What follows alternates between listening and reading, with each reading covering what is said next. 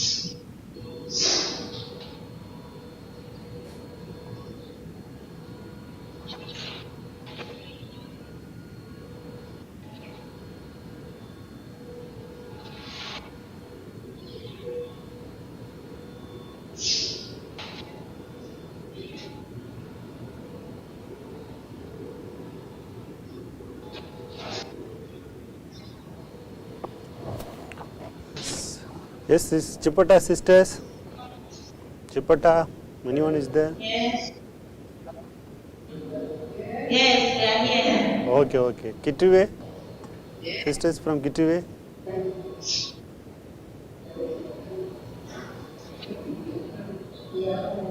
Kittiwe, no one is there.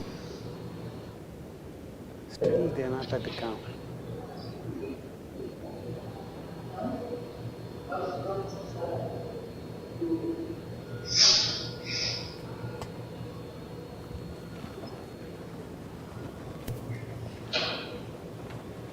Kittiwe, they are going to eat. Pardon? Kittiwe. Kittiwe. Is this breakfast? Kittiwe. Okay. Okay, good morning, sisters. Sisters, good morning. Good morning. Good morning. Okay. So, shall we start? Yeah, it's time. Yes, we'll start. So, today I am taking the subject 253 SW004 Social Welfare Administration. So, Social Welfare Administrations already we completed Unit 1 and now we are in Unit 2. Okay, half of the Unit 2. So, under Unit 1, so what are the topics we discussed under Unit 1? Just quick recall. So, Unit 1, the main topic is introduction. Okay, introduction related what? Related social welfare administration, then the concept, meaning, then the principles, goals, objectives of social welfare administrations, then another one justification. Okay, like social welfare administration either is a art or is a science. So different author they give different explanations. So finally we understood social welfare administration is like a art. Then the principles of social welfare administrations, then how the social welfare administration they are functioning. Okay, the setup, how they are functioning, how they are coordinating, how they are implementing the programs and activities. Then the scope of social welfare administration. So these are the topics is mainly we covered under Unit 1. Now Unit 2, okay, so last week we started and even we completed first two topics under Unit 2. So Unit 2, the main topic is process, administration process. What are the processes there? So like a post-quarter view, it's like a planning, organizing, staffing, directing, coordinating, controlling, reporting, budgeting. Okay, this is the main process of administrations. So planning. So the planning and organizing, the two topics already we completed. So what is mean by planning? So planning is the process of thinking about the activities required to achieve a desired goal. We want to achieve something in that particular activity. So we need a plan. Okay, we need a plan. So either the plan is like a monthly or maybe is a quarterly or maybe is hourly or maybe is a year. Is come only for some duration. Okay, so planning it's mainly what to do and how to do and who is to do it. So the planning is the first and foremost activity to achieve the desired result. So it involves certain and maintenance of plan such as kind of knowledge and skills, the techniques we can use in that particular activity. Then we discussed some of the characteristics. What are the characteristics is there? So the characteristics is mainly for managerial functions, is goal oriented and also is universal aspect and is a continuous activity and intellectual process. This is the main characteristics of planning. Then organizing it's related with organized in different department. Okay, for example, when you are working with the industry, okay, social worker they are working within industries, they have different department like purchase, marketing, sales, procurement, okay, productions, okay, then quality checking, then controller, they have different departments. So you can control to organize in different department as a one channel to bringing one product is a good product. Then that organizing also we discussed. So here mainly we have discussed with some other strategies also to interrelated with planning and organizing. So today we are going to start staffing. Okay, so today we are going to start staffing. So staffing, what is mean by staffing? So staffing can be defined as one of the most important functions of management. Okay, staff, without staff, how maybe we can product, or maybe how maybe we can use the things to selling in the market. So staff whether he or she having the qualities or skills or knowledge. So staffing, it involves the process of filling the vacant positions of the right personnel at the right job at right time, hence everything will occur in the right manner. Okay, so they are appointing is a social worker in the school level, okay, school counselor, or maybe it's like a hospital, it's a medical and psychiatric counselor, or once you have the knowledge, you can work with like a labor welfare officers, you have the knowledge about industrial related act and law. Okay, so that person is a right person, whether he or she have that capacity or the knowledge or the skill or the experience. Okay, so in the right personnel at the right job at right time, hence everything will occur in the right manner. So since I am the social worker, okay, I have only knowledge related with the counseling, then once if I go to work with account, how it's possible? No, it's not a possible, because my qualification is social work, I have a knowledge related with the counseling, I know how to solve the problem, I know how to make people to in normal life, okay, how the people they want to adjust, that things only I know. So the things is unwanted things like accounting, preparing voucher, it's difficult for me. So once you appoint the persons in the particular positions, that person should be a right person and right candidate, and even if you need the person today, you can appoint it today, not after 1 week or after 1 month. So what are the objectives of staffing is there? What are the second one? To train and develop the human resources. To train and develop the human resources. Then to develop personal policies as regards transfer the promotion. Then another one, to molder in effectively the human resources and motivate them for higher performance is also one of the objectives. Then another one objectives, to establish the desirable working relationship between the employers and the employees and between group of the employees. This is the objectives of staffing. Then the nature, what are the nature of staffing is there? So the nature of staffing, so staffing is important and managerial functions. Okay, staffing is very, very important and managerial functions, because without staff, if doing any activity, for example, planning activity, or maybe is purchasing, or maybe selling, or maybe is production, or maybe is controlling any department, you need a staff. Okay, so staff function is most important managerial act, along with planning, organizing, directing and controlling. For example, the social workers, even you are called like a general counselors if you are working with the hospital. Okay, so you wanted everywhere, either sometimes the doctors they called, the nurse they called, the lab technician sometimes they called, okay, because they want to know the condition. Okay, as a counselors or as a general worker, general counselors or maybe psychiatric counselor, you only know the patient condition. Okay, how maybe he or she comfortable with the type of treatment what we are giving, or whether he or she is okay, okay, whether he need any kind of related other treatment, okay, that things is mainly needed. Then staffing is an pervasive activity, it's a universal activity. So as a staffing function is carried out by all managers and in all type of conditions where business activities are carried out. Then the third nature, staffing is an continuous activity. So staffing in a continuous activity. Under this continuous activity, this is because of staffing functions continues throughout the life of an organization due to the transfers and promotions that take the places. Then the basis of staffing functions is efficient management of personnel. They have the human resource department, always that department only they can monitor and evaluate the staff performance, and if you want to select, they have some procedures, some kind of steps that be followed. even giving training.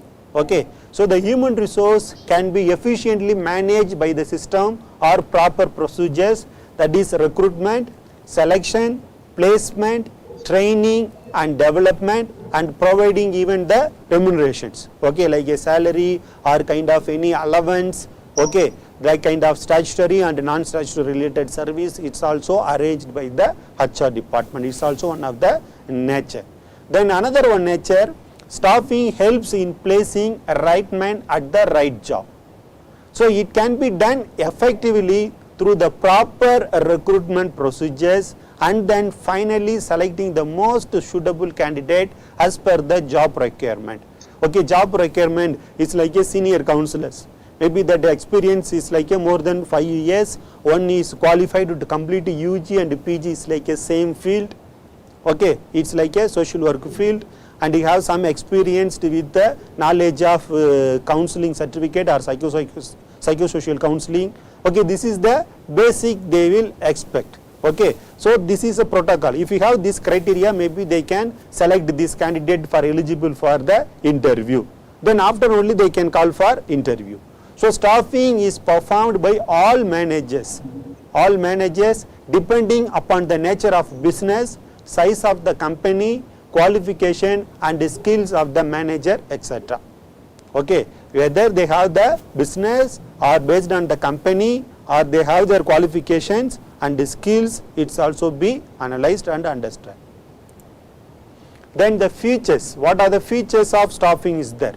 So staffing is one is universal aspect, okay, it is a universal functions, okay, wherever either any company or hospital or school, industry, so without staff is running any activity is difficult. Then it is the responsibility of every manager.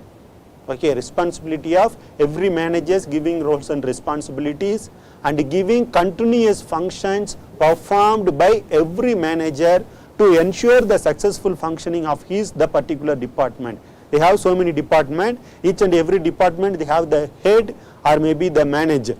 Okay, the manager to monitor each and every person's what they are doing in daily activity or even weekly or monthly basis. So it will effective in realizing the goals how so far we are going to reach. So it is a dynamic and never ending process. With these changes in the size and the environment of the organizations, changes take place in personnel. Then another one features, staffing is an management function. It in an integral part of management process. Then staffing is the universal functions of the management. Then what are the functions is there? So functions of staffing, how they are going to functions. So the first and foremost functions of staffing is to obtain the qualified personnel for different jobs, positions in the organizations. Okay, for example, is there particular NGO? If in that NGOs they need a project manager, they need a coordinator, maybe the field investigator, they need a counselors, they need an accountant. Okay, so it is like a different job positions is available in that particular organizations or the company. Then in staffing, the right person is required to the right job. Okay, if you project managers, this person is qualified, he is a coordinator, he is a qualified, he is a field worker, he is a qualified, maybe student for attachment for the voluntary work, maybe we can use. So the right person is recruited for the right job, therefore it leads to maximum productivity in the higher performance. It helps in promoting the optimum utilization of human resources through the various aspects.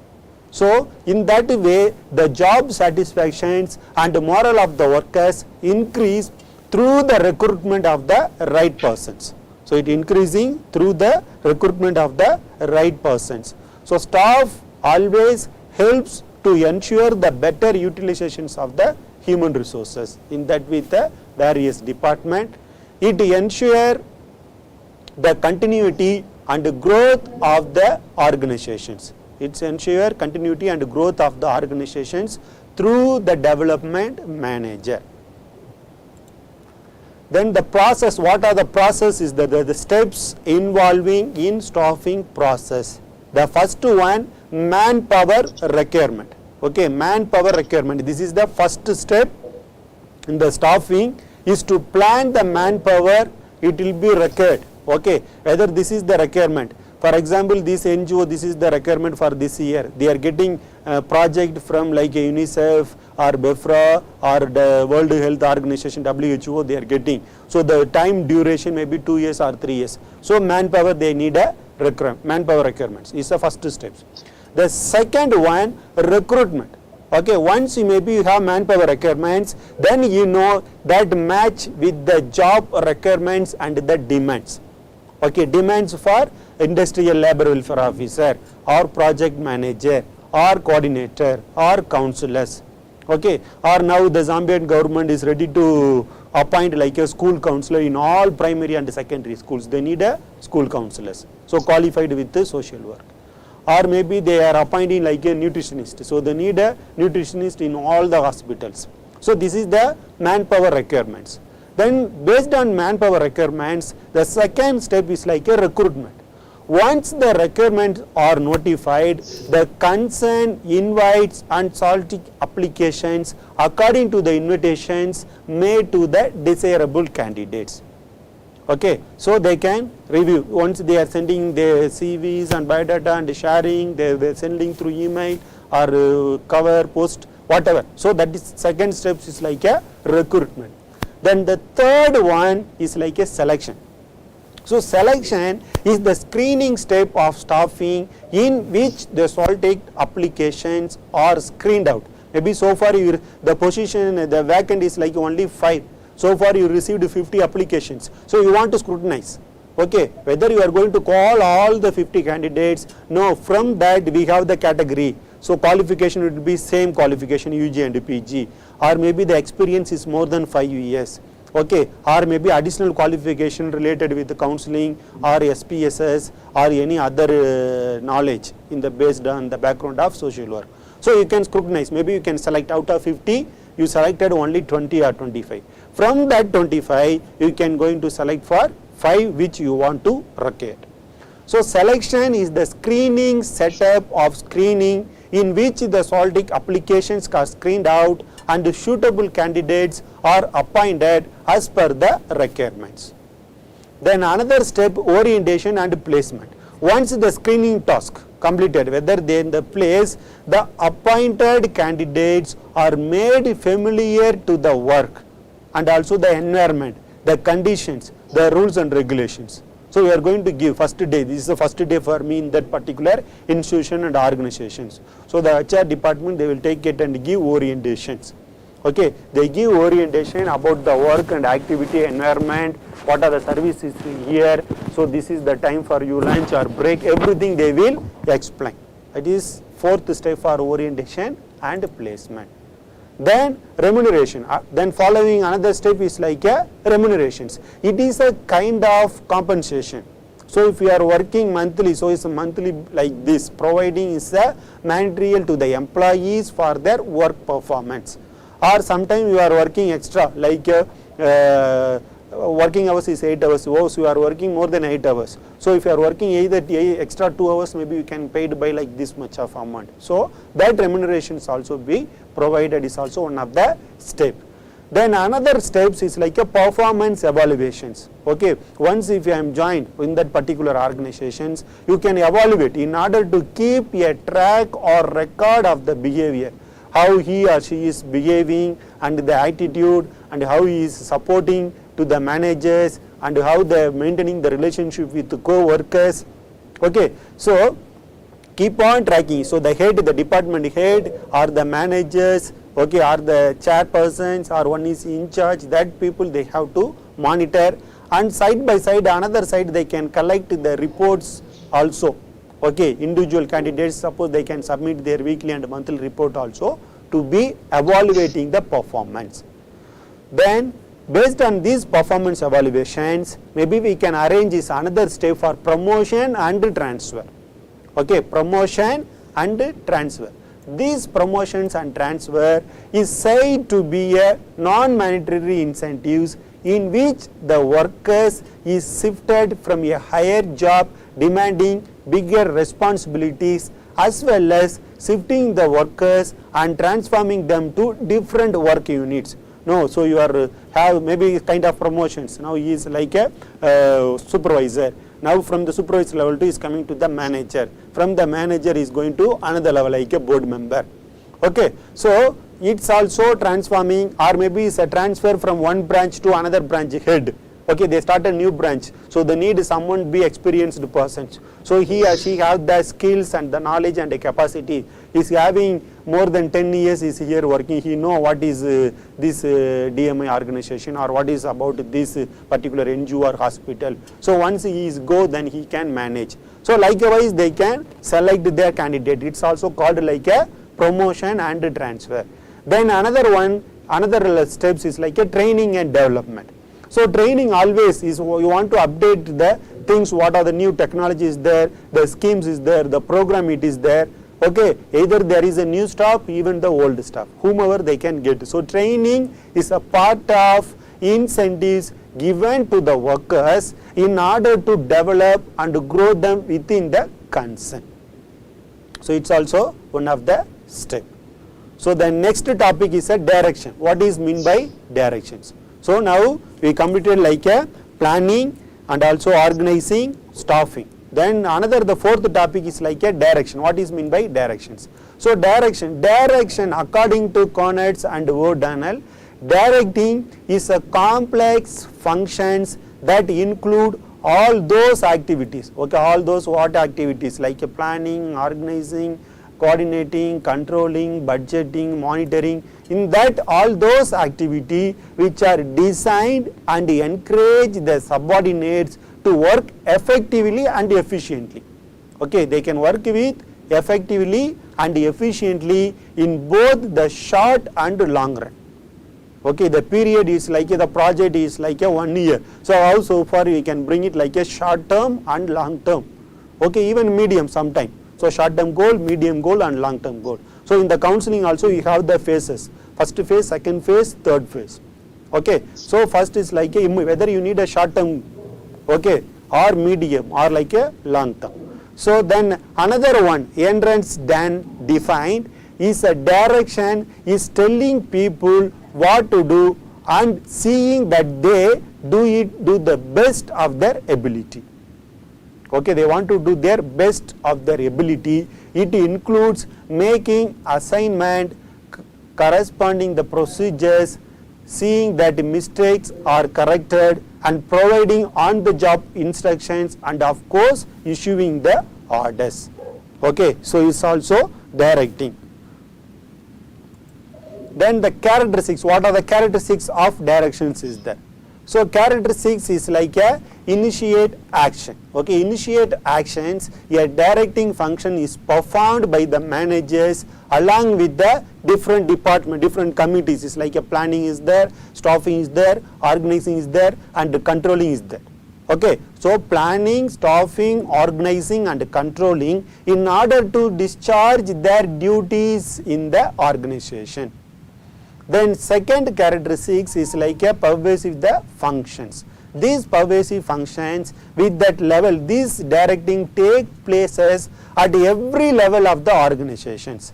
In that level, from that superior, from the top level to up to low, from the top, middle, low, from the superior and the subordinate relationship, how so far their relationship, how they are sharing that knowledge and duties and responsibilities and the environment, cultures, everything.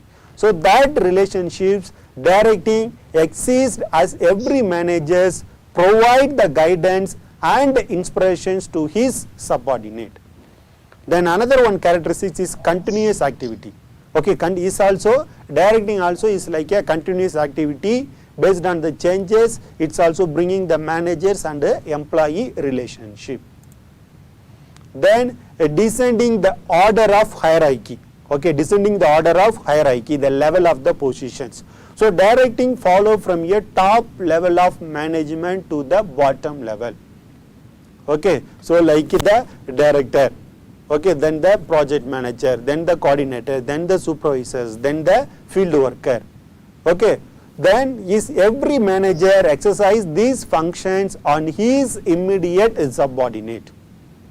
Then another one characteristic is like a human factors. So since all employees are different and behave differently in different situations, once the situation only is deciding how the persons they are behaving, they are reacting. Okay, so situations, even we say someone will be beaten or someone to stolen or something is a theft or robbery, or even you give the crime counseling. Okay, so crime with the prison related counseling or whatever is giving the people, they say no, I didn't done purposely. Okay, that the situation it will be is happen like that, that's why I did like this. Okay, so the situation, it is a main reason is changing the person from one level to another level. So is changing the behavior, attitude, character is everything. So the human factors is behave differently in different situation. It becomes important to the manager to tackle the situation in appropriately. Okay, to be balanced. That's why they are appointing the counselor, the social worker, to be balanced between both sides, with the top and the low. So you are the mediator to sharing and taking information to consider. With both sides, maybe you can control to adjust. Then what are the principles of directing is there? So the principles of directing is maximum individual contribution is the one of the principle. Then harmony of the objectives, unity of command, then appropriate direction techniques, then managerial communication, use of informal organizations and leadership. These things it will be directing in the organizations. Okay, the way they are directing in the particular organization.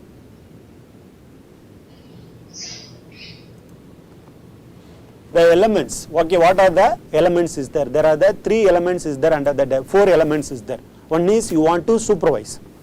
Okay, so supervise the department, supervising the staff members with the various department. Then the second one, giving the communications. Okay, making the communications. Through the communication only we can create a relationship. So the communication is must be a two-way communications. Then leadership. Okay, so the leader should be a role model. So either always the leader be the first one to take the work and activity, then the workers to be followed. So the leadership skills and qualities is also important, it's also one of the elements. Then the last one is like a motivations. So always motivating. So once the production is like a shortage, so you know how to motivate to bring in more product. Then the marketing department, they know how to sell or they know how to move. So you need a motivation. So they have some kind of problem with the family, so unable to concentrate with the work in the industry. So you can need a counseling. Okay. Then another one way motive, they are working hard work just to increase their salary or remunerations. So it's also kind of motivations. Giving some kind of reward or award, it's also kind of motivations. So supervision, communication, leadership, motivations, these are the elements is very, very important in the field of directions. So why the direction is important? The importance of directing. So importance of directing, one is initiate this action. Okay, actions, initiate the actions. Initiating the actions, you want to start. So already they started like staffing, planning, organizing. So initiating, so they need a direction to initiate, and also they need to increase the productivity. Okay, they increase the productivity is also one of the importance of directing. Okay, the growth, the average, the company economic growth or the numbers of increasing. Okay, like people using the product, it's also increasing. The increasing the productivity is also one of the directing. Then another one is like a supervision. Okay, supervision, motivation, leadership and communication effective. Okay, what are the elements is there? These all 4 elements is also part of this important, one of the importance of directing. Supervision, motivations, leadership and communication effective. Then another one, achieve the organizational goals. Okay, achieving the organization's goals. You know, if you are working in the project, any one project, some sisters you are working with some project with the NGO, some of them you are working in the school, some of them you are working with the hospitals, wherever. You know the objectives, you know their vision and mission, you know how to achieve the organization goals or vision missions during this time. Okay, based on the programs. Then coping up with the changes. If we bringing them changes, their changes is also one of the important. You know how to adjust the environment, the situation, the staff, those who are working to be balanced. Then stability and balance, that is the last one importance. Okay, importance of directing, initiate the actions, increase the productivity, supervision, motivations, leadership and communications effective, achieve the organization goals, coping up with the changes, stability and the balance. Then another one topic is coordination. Okay, another one topic is coordination under the administrative process. So the first one is planning, organizing, staffing.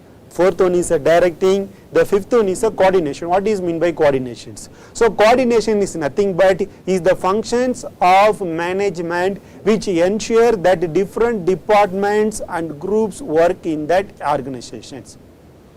So since therefore there is a unity of actions among the employee, okay, so they are the employees or among the groups and the department, they have the same department or they have the same group or that employees they are working under this particular department. It also brings harmony in carrying out the different tasks and activities to achieve the organization objectives in efficiently, effectively and efficiently.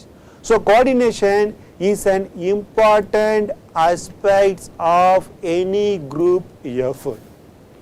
So if in that particular organizations is there their different department, in that different department they have that employees, they have unity and the department. So they have take different tasks and activities.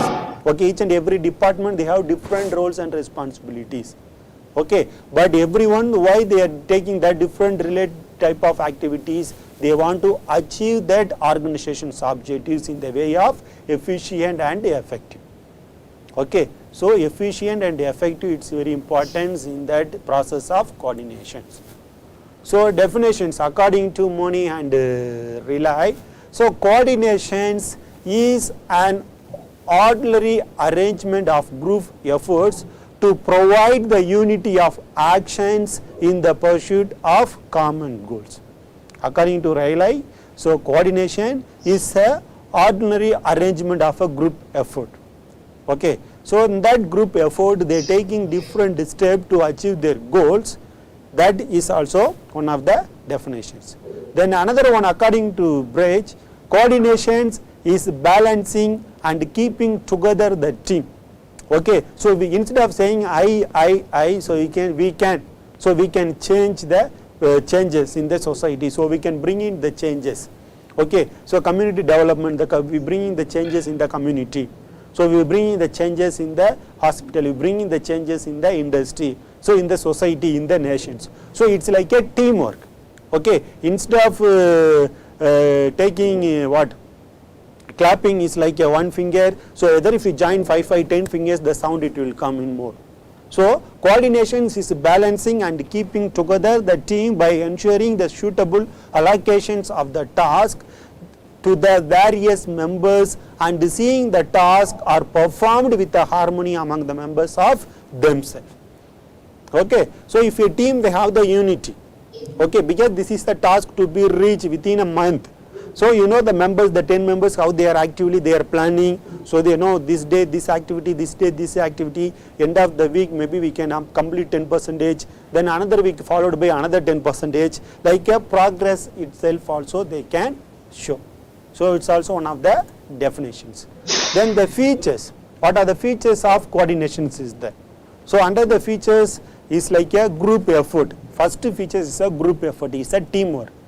Then the second one is the members of among the unity of action. Once if the team, they know automatically to be implement, to be actions.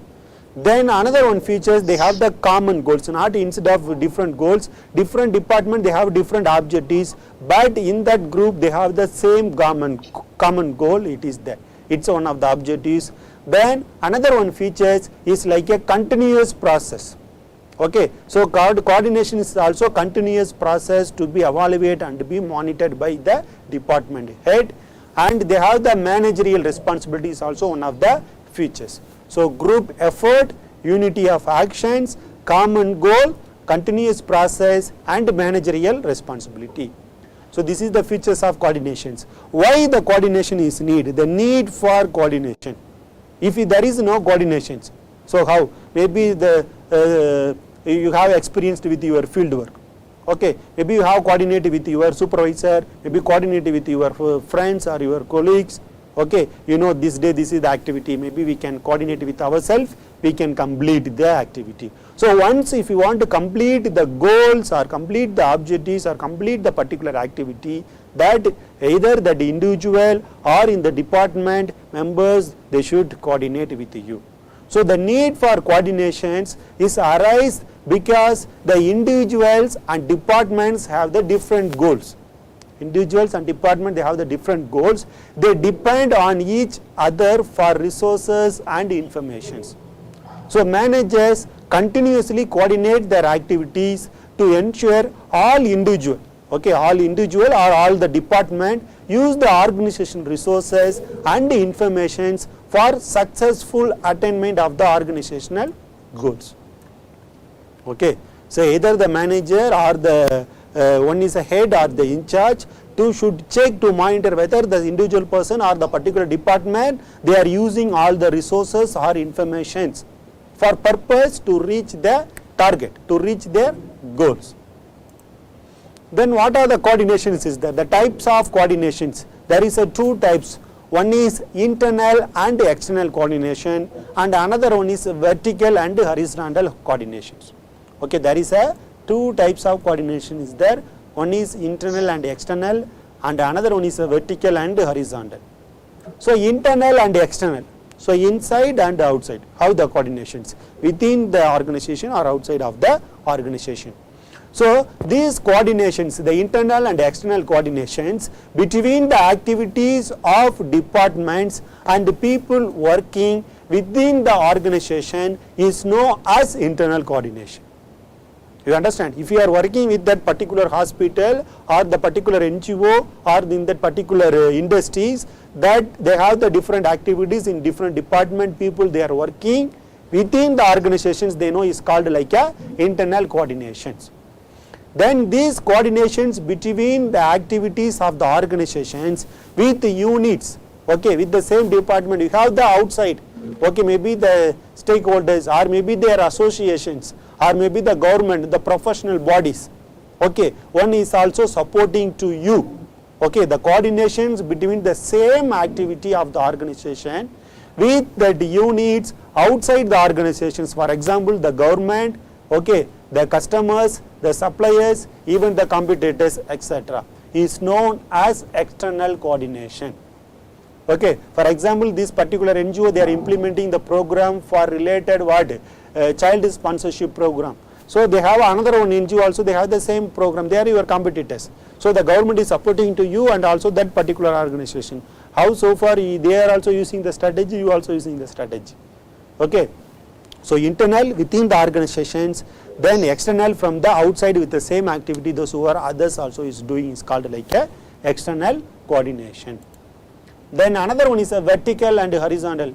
Okay, vertical. So these both type, either is a vertical and horizontal, these both type of coordinations are the forms of internal coordination.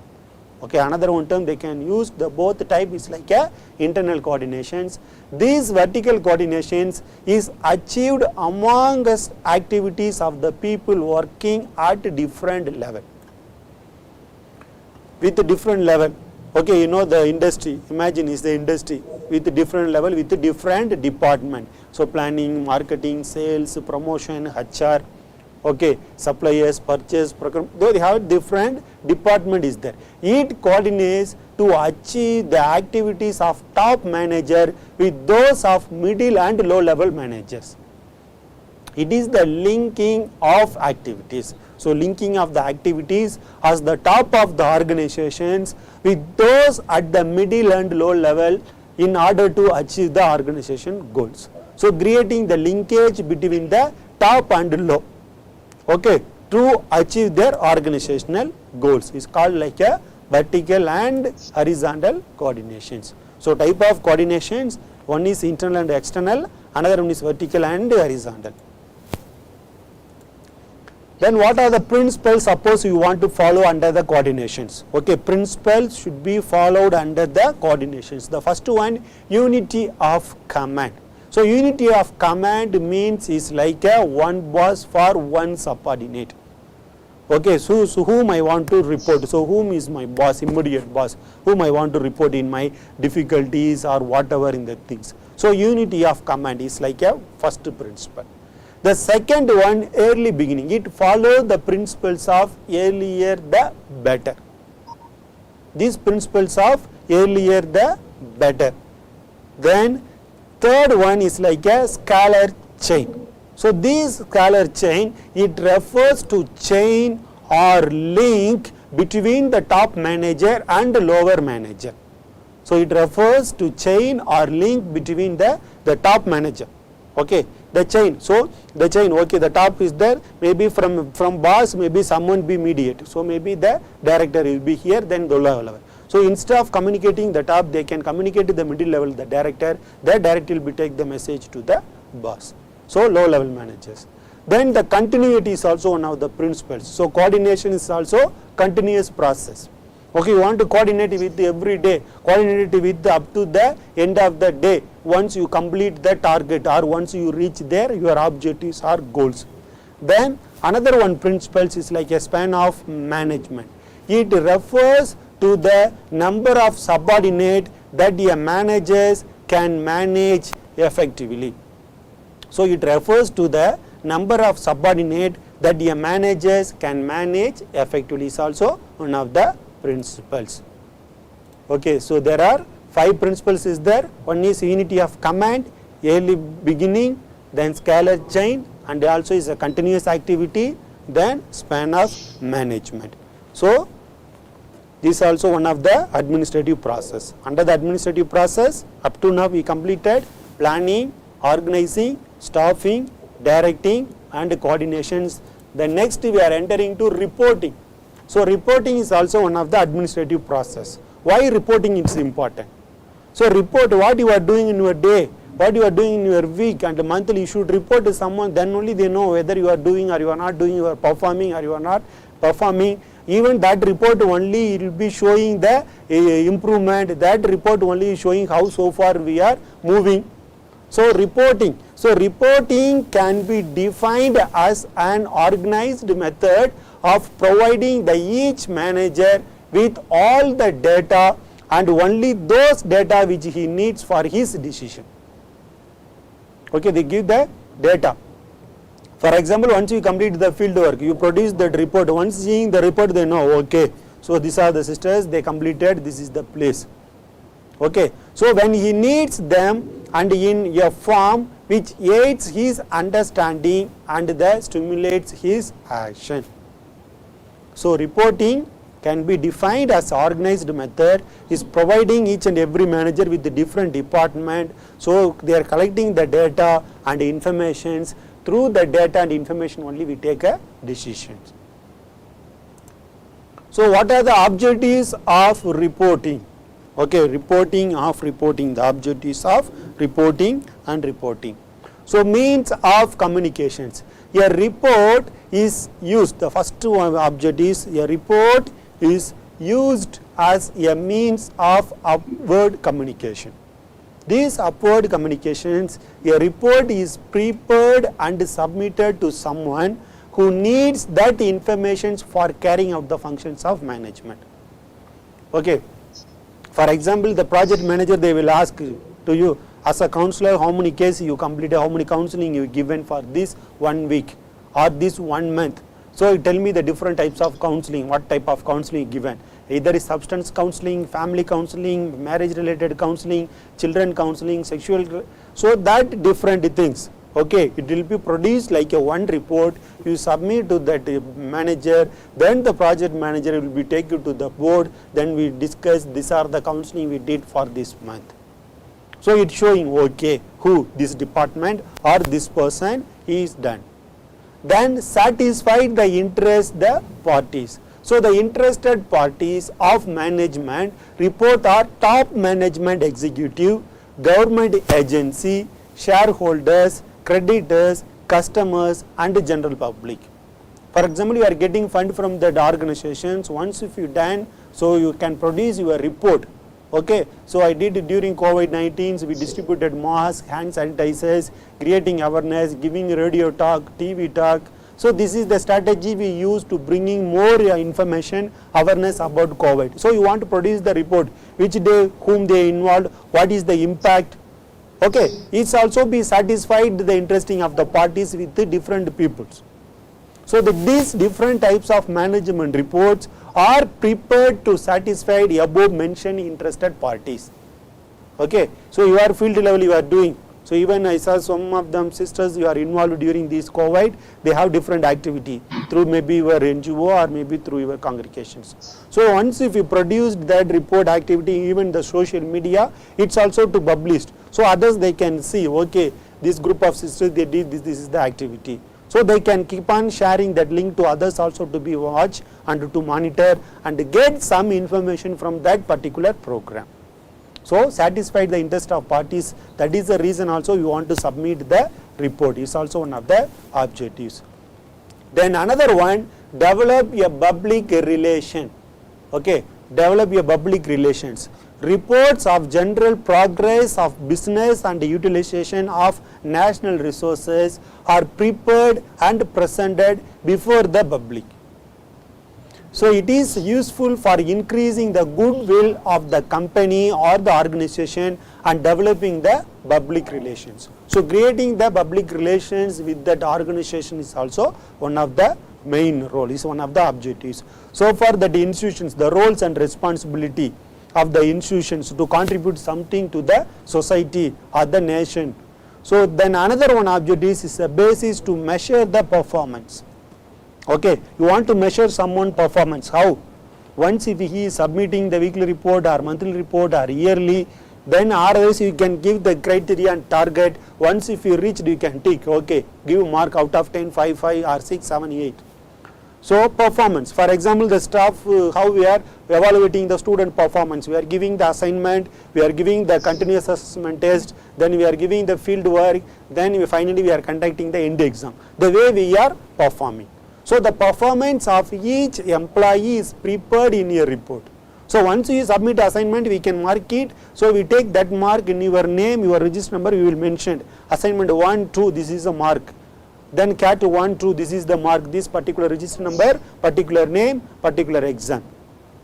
So it's easily to be analyze the performance. So each employee is prepared in a report form. In some cases, group or department performance is prepared in a report form. Then another one is like a control. So control reports are the basis of control process.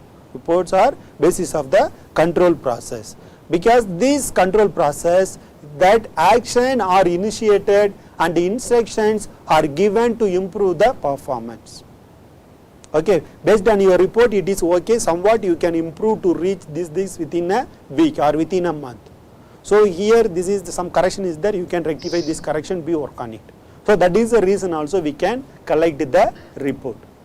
Then the functions or importance of reporting. After the objectives, you know meaning of objectives, meaning of reporting, objectives of reporting, then why the reporting is important. So functions or importance of reporting. So provides the information. So you want to get the information for someone. So the very purpose of preparing a report is providing information to various level of management. So you want to give the information with the various level, various department or various team. So the term management includes like a foreman, supervisor, chairman, department manager, general manager or special officer. So these peoples are getting information like trend of the business, cash fellow and fund fellow, etc. So you want to give the information, providing information, so reporting is very, very important. Then helps in selection. Out of the many information available, only the relevant information is included in the report. Not in the field work. Once, for example, the day activity report, you are writing everything. Okay, time I am started, I went, I meet this person, this.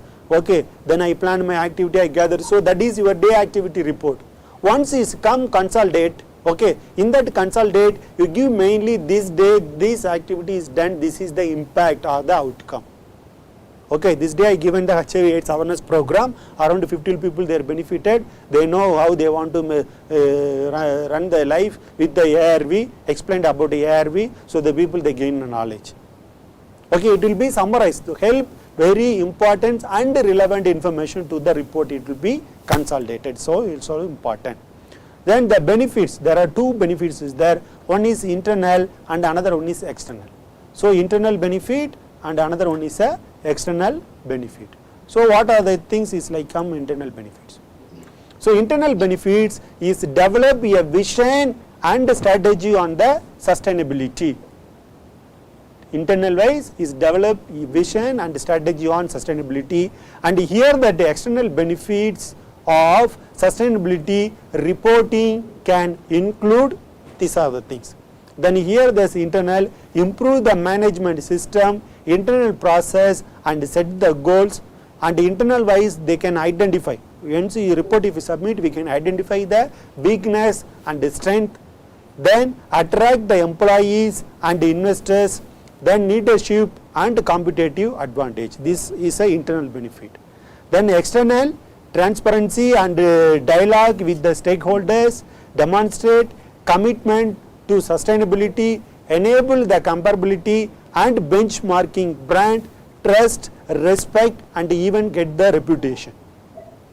Okay, for this organization so far 5 years we completed this project is funded by UNESCO or UNICEF or EUGENE. So this is the impact. So once you produce that annual report or maybe arrange the press media meet, then you can share the information, knowledge related what you did. It's also creating the more reputations about that particular organizations. It's like a external benefit. So internal benefit, external benefit, it's come through the report. So report is very, very important. Then another one topics under the administrative process, budgeting. Okay, so far we completed planning, organizing, staffing, directing, coordinating and reporting. Okay, 6 topics so far we completed. Then another one, budget. Budget is also another one essential. If there is no budget, how maybe you can pay the salary, how maybe you can buy the machine or equipment, or how maybe the staff they can go for transport, whatever. So budget is very, very important. Once you have budget, then you can start to all the activity. So recruit the candidate, giving training, office, rent, salary. So everything it will be deciding the budget or the fund which you have.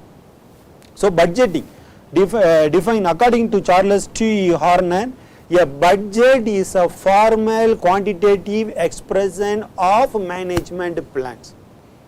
A budget is a formal quantitative expression of management plans. Meaning budgeting is the process of designing, implementing and operating the budget. So budget is the process of how we are going to design and implement, operate. So far the budget it is there. So maybe we can buy this machinery or this equipment. So maybe extend the another building. Okay, so it is the managerial process of budget, planning and preparation, budgetary control and the related procedure. So budgeting is the highest level of accounting in terms of future which indicates and define the course of action and not merely reporting. So budget is very, very important. Once before you plan any activity or you can do any kind of coordination or be reported. So once if you have budget, then all other activity also it will be going on smoothly. So what are the objectives of budgeting is there? Objectives of budgeting. So overall purpose of budgeting is to be planned different ways of business operation. So it's to be planned for different activities, different type of phase and different types of activity of business operations, and to be coordinate activities of different departments of the firm and ensure the effective control over it. Then to accomplish this purpose, some following objectives is there. These objectives is mainly bringing the business to income, the amount to be minimized the possibility of business losses, and also is supporting the financial condition and features to be need for the funds to be applied in the business, and is also availability of funds for the reasonable cost. So what are the principles is there under the budgeting? So that principles be followed by management support. Okay, how so far that supporting, getting the support from the management. Then the employees involvement. Okay, so employees involvement, then statement of organizational goals and the responsibility of accounting, then organizational structures and flexibility. These 6 principles will be followed under the budgeting. So the steps, what are the steps? Suppose you want to be follow as like a good budgeting process. Okay, so steps for developing a good budgeting process. So write it down. So one is the many organizations, they have the budget process, they have the finance department, they have the account department. Once as like a project manager or coordinator, you submit yearly budget, even though you submit like a quarterly budget, even though you can submit weekly or monthly. So this month, the following month, okay, budget for following month maybe is month of July, these are the activity we need this much. So they can select to be evaluated to scrutinize based on your report, based on your performance, either that much of amount fund is available or not. So but it's not written down. So decide who should be involved and when. Okay, the process, whether the members, how many of them they are going to involve, how you are going to be paid, how the things you are going to buy, everything. So establish an annualized timeline. Okay, it's like a time frame, the budget based on this time frame to be achieved. Then list the specific task with the specific responsibility. Okay, so list the specific task with the specific responsibility assignment. Ensure the budget line items and accounting line items are in the scene. So the importance, okay, after the steps, why the budgeting is also important. So effective budget should accomplish the following way. So one is ensure that organizations has appropriate staffing. Whether they have the appropriate qualified or skills, knowledge by you have appropriate staffing, provide a framework for a decision making. In that decision making, an effective budget assists the manager in choosing between the multiple project. Different project will be from the different sponsors or different stakeholders. So the management should be allocating the funds and resources to the projects highlighted in the budget. So inform the staff and the board what the financial goals are for the year ahead. So budget are excellent communication tools. So one of the important tools. Then another one importance, then identify some kind of forgery. Okay, without going they will write the bill, they will keep it. But there is no record, there is no report. So identifying the fraud by determining the unusual gap between the planned spending and actual expenses. So far we spent this, but that expense sometime it will be high or sometime it will be low. Even that time also the finance department they will ask the report why, the reason. Okay, either you can spend the same level, it's okay. If you go high or low, it's also be questionable.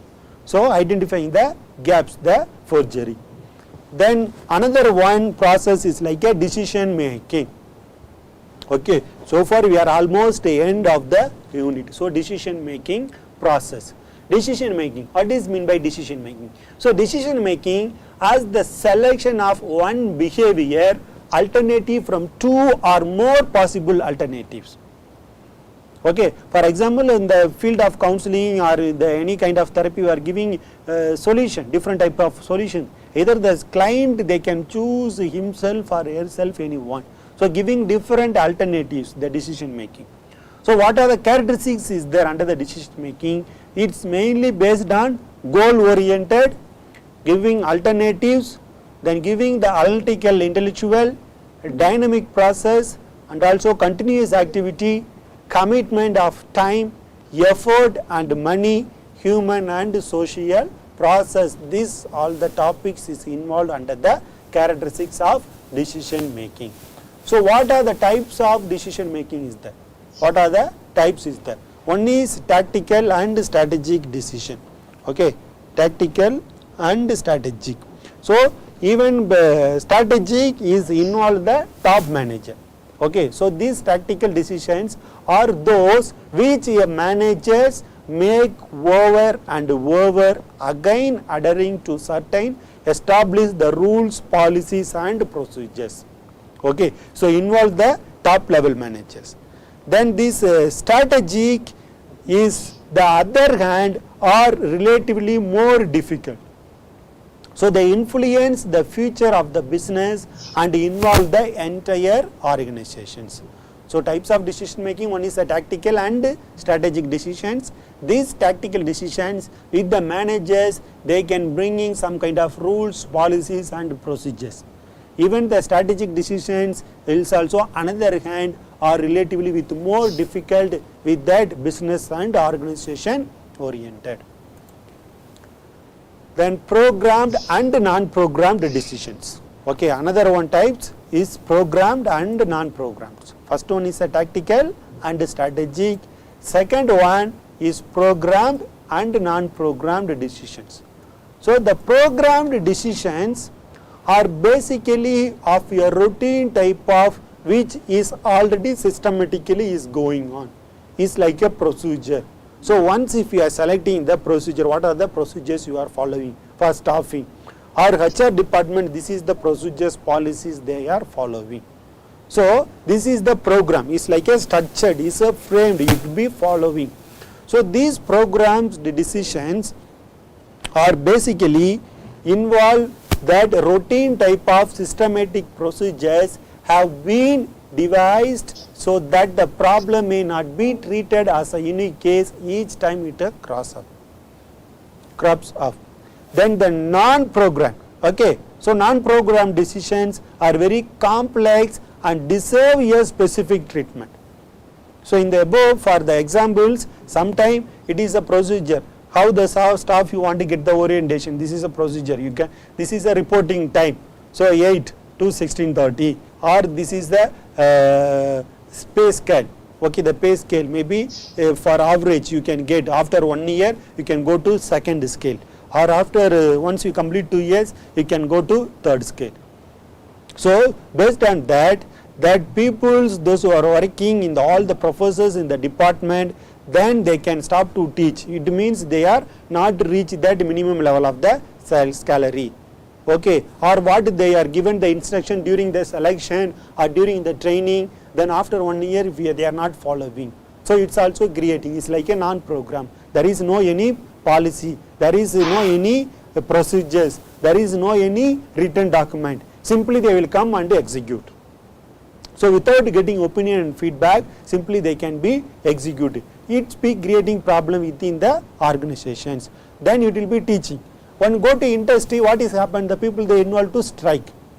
Okay, industry side, the people those who are working with the different department, they are involved under the strike. Then once if you go to school, what is happened? The teachers also they can stop. Then if you want to go to hospital, the doctors also they can stop to giving the treatment. So it's also non-government procedures of decisions. Then another one, basic and routine decision. Basic and routine. Okay, first one is a strategic and tactical, and another one is like a programmed and non-programmed decisions. Then third one, basic and routine decisions.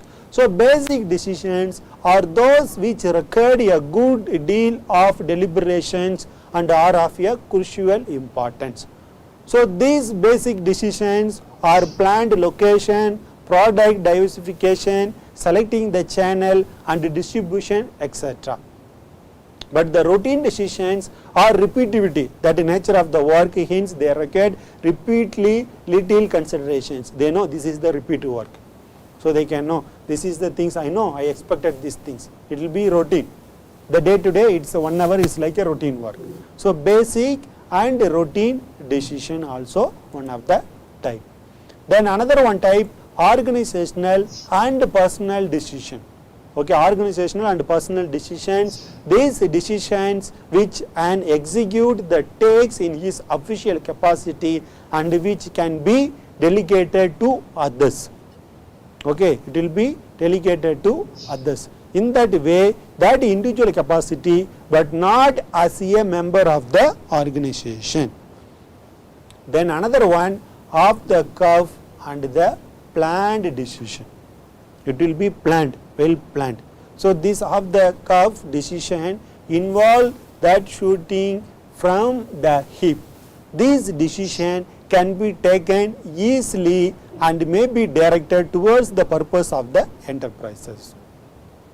So this fact mainly they involve in the scientific process in the problem solving. Then another one, decisions, policy and operating decision. Policy decision. So policy, this is the guidelines, this is the policy. So now we are operating. If you are not be followed, this is the norms, this is the rules. So these policy and operating decisions which are taken by the lower management for the purpose of executing the policy decision. Okay, so what is the purpose they are executing the policy decisions? These decisions related mostly to the decision makers' own work and behavior, while policy decisions influence work or behavior pattern of the subordinate to be behave. So inside the organization the behavior is not good, they according to the policy, the norms, this is the action. Be suspend or loss of pay or maybe dismissed. So its related decisions come under the policy and operating decision. So this is the process involved under the policy. Okay, the decision making process involve the following steps. So observation, then existence of problems, then you know goal and planning, you can explore, gather the evidence, okay, about him or about her, then generate the creativity and logical alternative solutions if you have anyone in trouble, then evaluate the evidence, whether you have collected the evidence is correct or wrong, whether simply is a written statement or whether you can see through visual or someone to tell to hear or you are taking action, then make the educate guess like a kind of hypothesis, then challenge the hypothesis, then reach a conclusion, suspend judgment, take actions. These steps will help you take a proper decision. Now simply I heard, okay, I am terminating, I am dismissing. No, to be collect the evidence. Instead of hearing whether you have a evidence, you have a proof, so you can call different people, ask them opinion, feedback about him or her. Then you can check the report, what are the report he submitted, how many years he is working, whether the person behavior, character, attitude, how. So different way you can be analyzed, then you take the final decision. Then another one topics under the administrative process, leadership. Okay, another topic is like a leadership. Okay, decision making, leadership and communication. Okay, leadership and communications. So leadership is the ability of a manager to induce the subordinate to work with the confidence. Okay, work with the confidence, maintaining the confidence and zeal. So in this leadership process, that exercise of authority and making of decision. So what are the nature and characteristics of leadership is there? Nature and characteristics. So leadership is personal quality. First characteristics is like a personal quality. So it exists only with followers. If there are no followers, there is no leadership. It is the willingness of people to follow that make person a leader. If the person is a leader, okay, generally they are agree, they accept, okay, he is correct to be take to another level. So leadership is the process of influence. A leader must be able to influence the behavior, attitude and beliefs in his subordinate.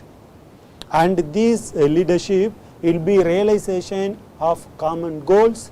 It involves the readiness to accept the complete responsibility in all the situation. So what are the functions? So once if you have leadership, you can setting the goal. So the goal is like a short, medium or long. then you can be organizing the members of the group or members of the department, then the leader to initiating the action, to starting the plan and activity, then that leadership will be coordinate with the different department, and whether is a internal and external, whether is a vertical and horizontal, to be coordinate with the different department. Then this leadership person will be creating the linking between the management and workers. So setting goals, this is a goals, the leader, this is goal to reach the year, to be organizing the different department. So then initiating the action, then coordinate with the different team members, with the different stakeholders, then creating the link between the management and the workers. Why the leadership is important? Okay, importance of leadership. So it improves the motivation and moral. Improve the motivation and moral. Through this improve the motivation and moral, that leadership managers can improve the motivation and moral of their subordinate one, those who are working, because he is only controlling the middle and low level. Then another one importance, it acts as a motive power to group effort. Then the leadership serves as a motive power of group effort. Then another one important, the use of authority alone cannot always bring the desired result. Okay, because with the one level is bringing result is difficult, will be coordination is also important. Then leadership play a quite different role at all the levels of the management, because in the absence of effective leadership, no management can achieve the desired result. If there is no that person, if you, without that person, if you taking this team to one level to another level, is difficult. Okay, there is no any proper management, no any proper direction, no giving training, then even the account is a problem. So everything is a problem, it will be difficult to achieve the result. So we need the all level of management, so is important. Then the procedures or techniques of leadership, what are the procedures and techniques is there. So the leader should consult the group in forming the policy and line of action and initiating any radical changes it is there. And that person will be very authority persons. Whenever he need in the any necessary of the implementation of policy, that person will be give the clear picture about that incident and the instruction to the subordinate. Okay, the leader to take the lead. So the leader give the information properly. The communication be two-way communication. He should build the confidence. Okay, build the confidence. If the low level someone, if you are sharing something to make a confidence and put a seal to keep it, don't express that matters to someone. Then he should listen, always to be listen to his subordinate properly and appreciate their feelings. Okay, to be interact, always to be interact, then only they know what is going on in the ground level. Then either he or she should communicate effectively with the subordinate or with the worker. He should follow the principle of motivation, to be giving more talk, information, to motivation, to arrange different members from outside the organization to visit, okay, to encourage the own staff members, that is also important. So this is the techniques are involved in the leadership. What are the types of leadership is there? There are 4 types is there. One is dictatorial, authoritative, consultative, participative. Okay, so dictatorial, authoritative, consultative and participative. There are the 4 type of leadership is there. So what is dictatorial style? So this dictatorial style, it's starting from the top, low, middle and the average. So top management and workforce.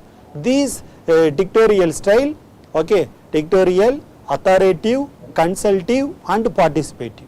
So dictatorial, this dictatorial side is mainly suggest the manager or leader using this style of leadership will functions like a dictator.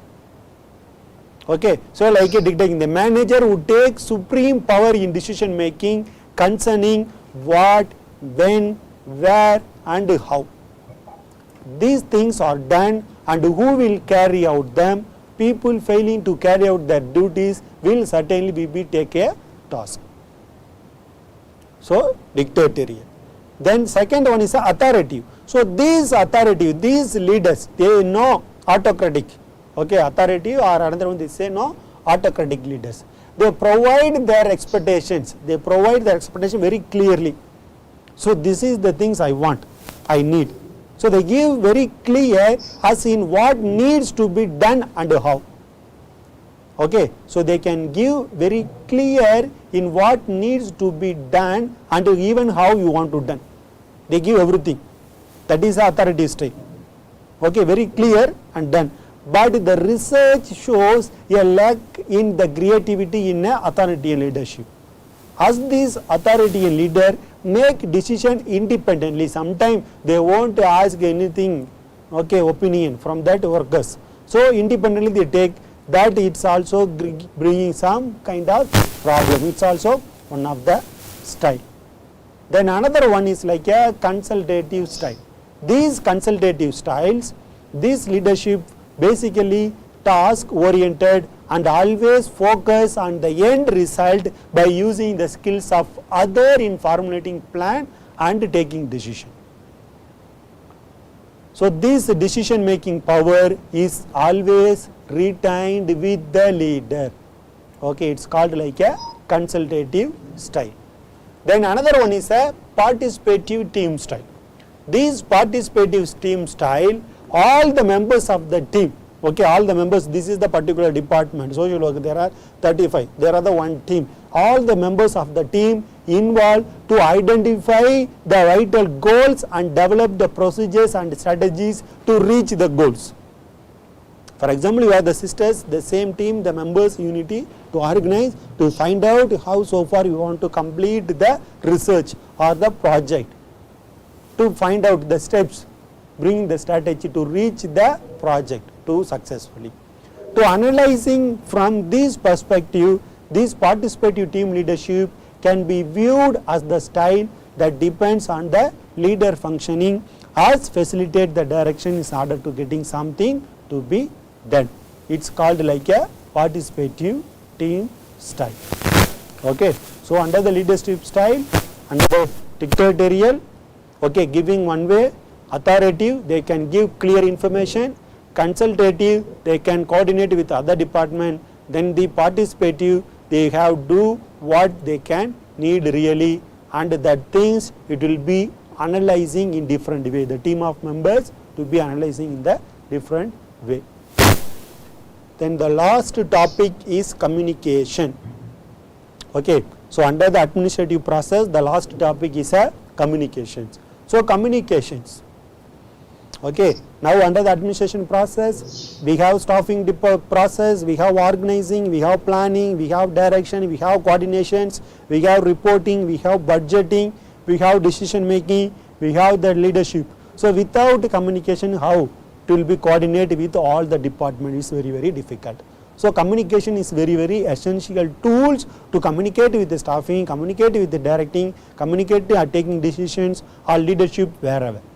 So it is the process which involves the transmissions and accurate replications of the ideas. This is the ideas, the feelings, the informations or feedback or getting report will be used. This is the communication. So ensured by the feedback for the purpose of eliciting the actions which will accomplish the organizational goals. So communications. Then the model, the way of looking at communications. The skills, so far the reading, listening, writing, speaking, even verbal and non-verbal. Okay, so model, the way of looking at the communications, kind of skills, the reading skills, writing skills, listening, speaking and non-verbal. So communication will be very important in the two-way aspect. So these communication is always the exchanging the information from one person to another person, from one department to another department. So it involves a sender transmitting an idea or information. Okay, it will be transmitting the idea, information or feelings to a receiver. So effective communication will be occurs only if the receiver understands the exact information or idea that the sender intend to transmit. So many of the problems that occur in the organizations are the direct result of the people failing to communicate. So main thing, the people, you never communicate, then how can I know? Simply they can say, you never pass any message, how can I know? So the process that leads to confusion and can causes the goal plans to be failed. Okay. So communication is also one of the very important tools to coordinate with all the administrative process. So this process, it will be involved in 3 primary steps. What are the communication process involved in 3 primaries? One is the thought, encoding, decoding.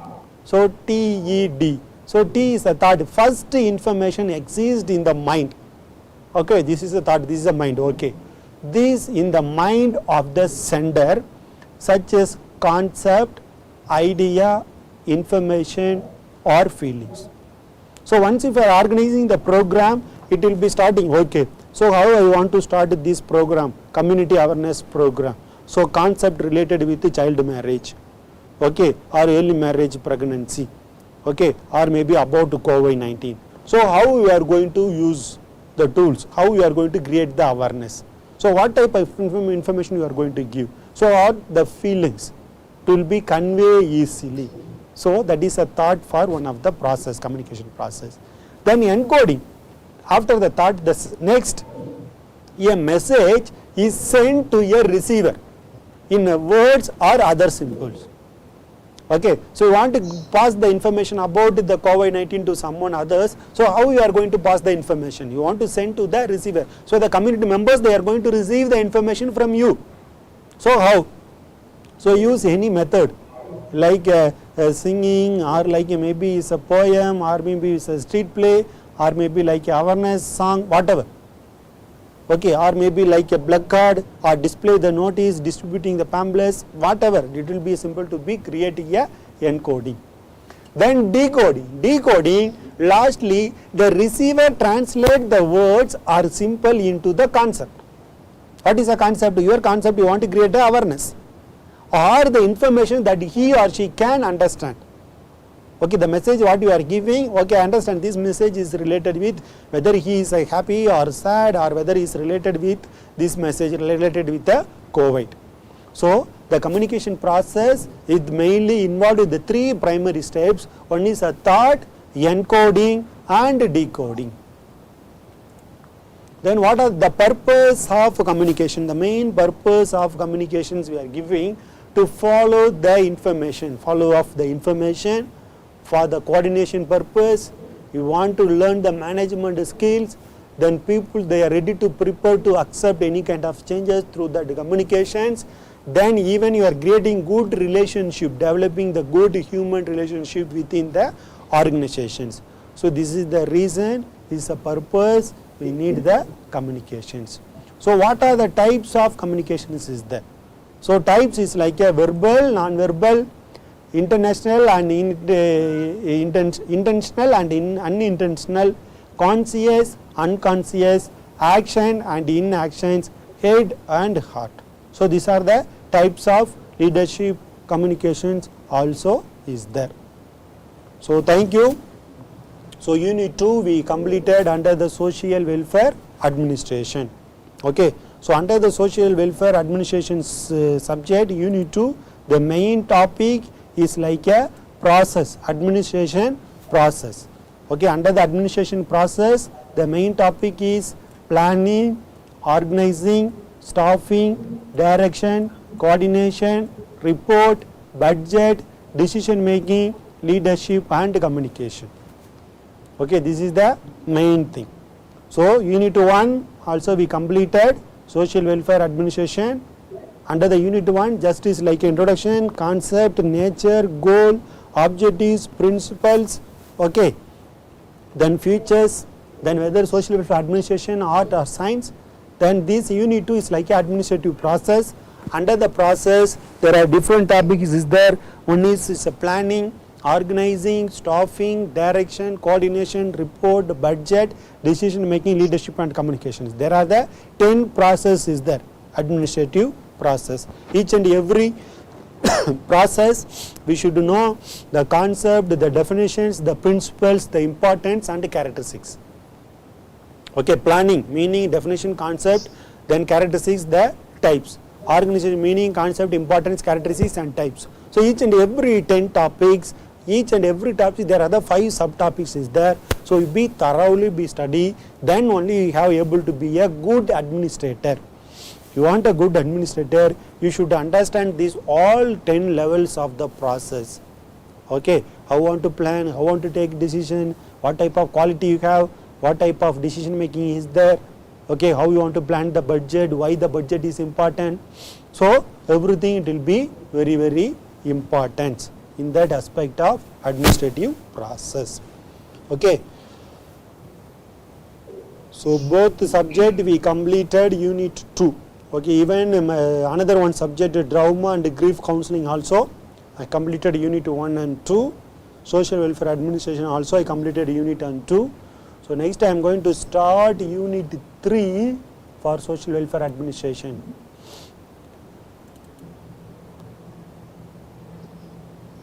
So for your CAT 1,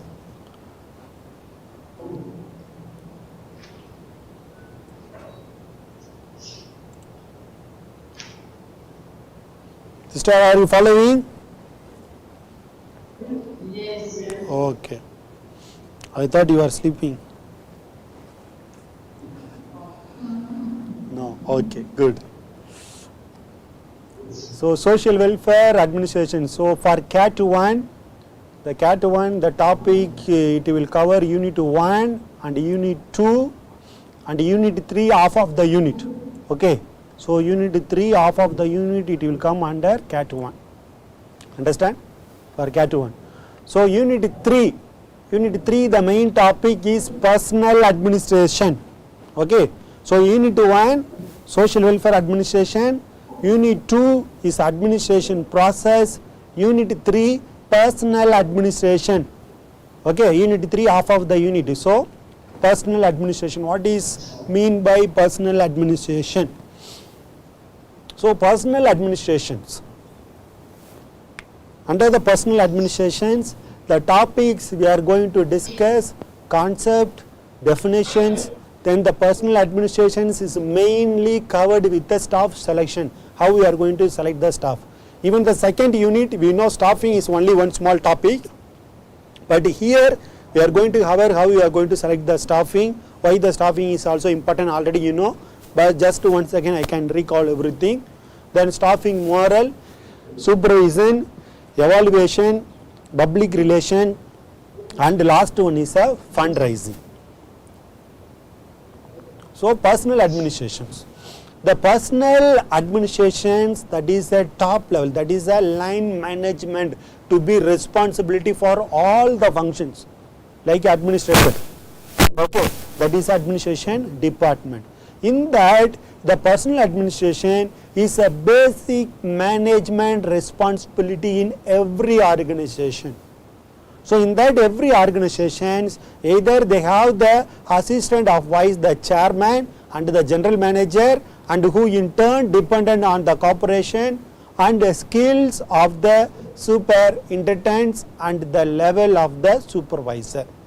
How they are performing, how they are taking the responsible for each and every level. The concept of personal administrations. So personal administration is the part of administration which is concerned with the people at work with the relationship within the organization. If I am working in that particular organizations, how so far I am working, how I am maintaining the relationship with the manager or with my fellow workers. So this entire activity, that entire system of the organization, in that interaction with its human resources from recruitment activity to retirement process. If you are recruited, just I am entered from up to my retirement. So from the 25 up to 60. So all the activities involved under the personal administration activity. So it involves the personal planning and forecasting appraising the human performance, selection and staffing, training and development, and maintenance and improvement of performance and productivity. Okay, this personnel administration, it's involved personnel planning and forecasting and appraising the human performance, how we are going to selection and give for the staff, what are the types of training you are going to give, and how we are going to maintenance the report and record, and what are the improvement, and how the performance and everything will be covered under the personnel administrations. So personnel administration is nothing but is that part of the administration which is concerned with the people, those who are working, and how they are maintaining the relationship within the organization. So definition, define according to Daly-Yoder. According to Daly-Yoder, that personnel administration of a human resource is viewed as a system in which participants seeks to attain both individual and groups. Okay, either both individual and group goals. So its objective, we should understand what has happened and is happening, and to be prepared for what will happen in the area of working relationship between the manager and the managed. Okay, so what is going on? Is happened, is going to happening, and who's one going to prepared and how it will be happen, that things it will be cover the entire relationship between the manager and to be managed. Then another one, according to Flippo, the personnel administration is the planning, it will be covering planning, organizing, compensation, integration and maintenance of people for the purpose of contributing to the organizational, individual and societal goals. Okay, how that individual persons to be contributing the department like a staffing or the kind of if I am here kind of remuneration, medical allowance, transport allowance, apart from any special allowance. Okay, then the things it will be helping to reach to be individual person, even the group, even that particular organization. It's called like a personnel administration. What are the objectives of personnel administration is there? There are the 4 objectives, 4 primary objectives and aims of the personnel management are as follows. One is societal or macro level. One is societal or macro level. Second one is organizational, is like micro level. Third one is a functional, and fourth one is a personal. Societal, organizational, functional, personal. Society, organization, function, personal. So these societal and macro level.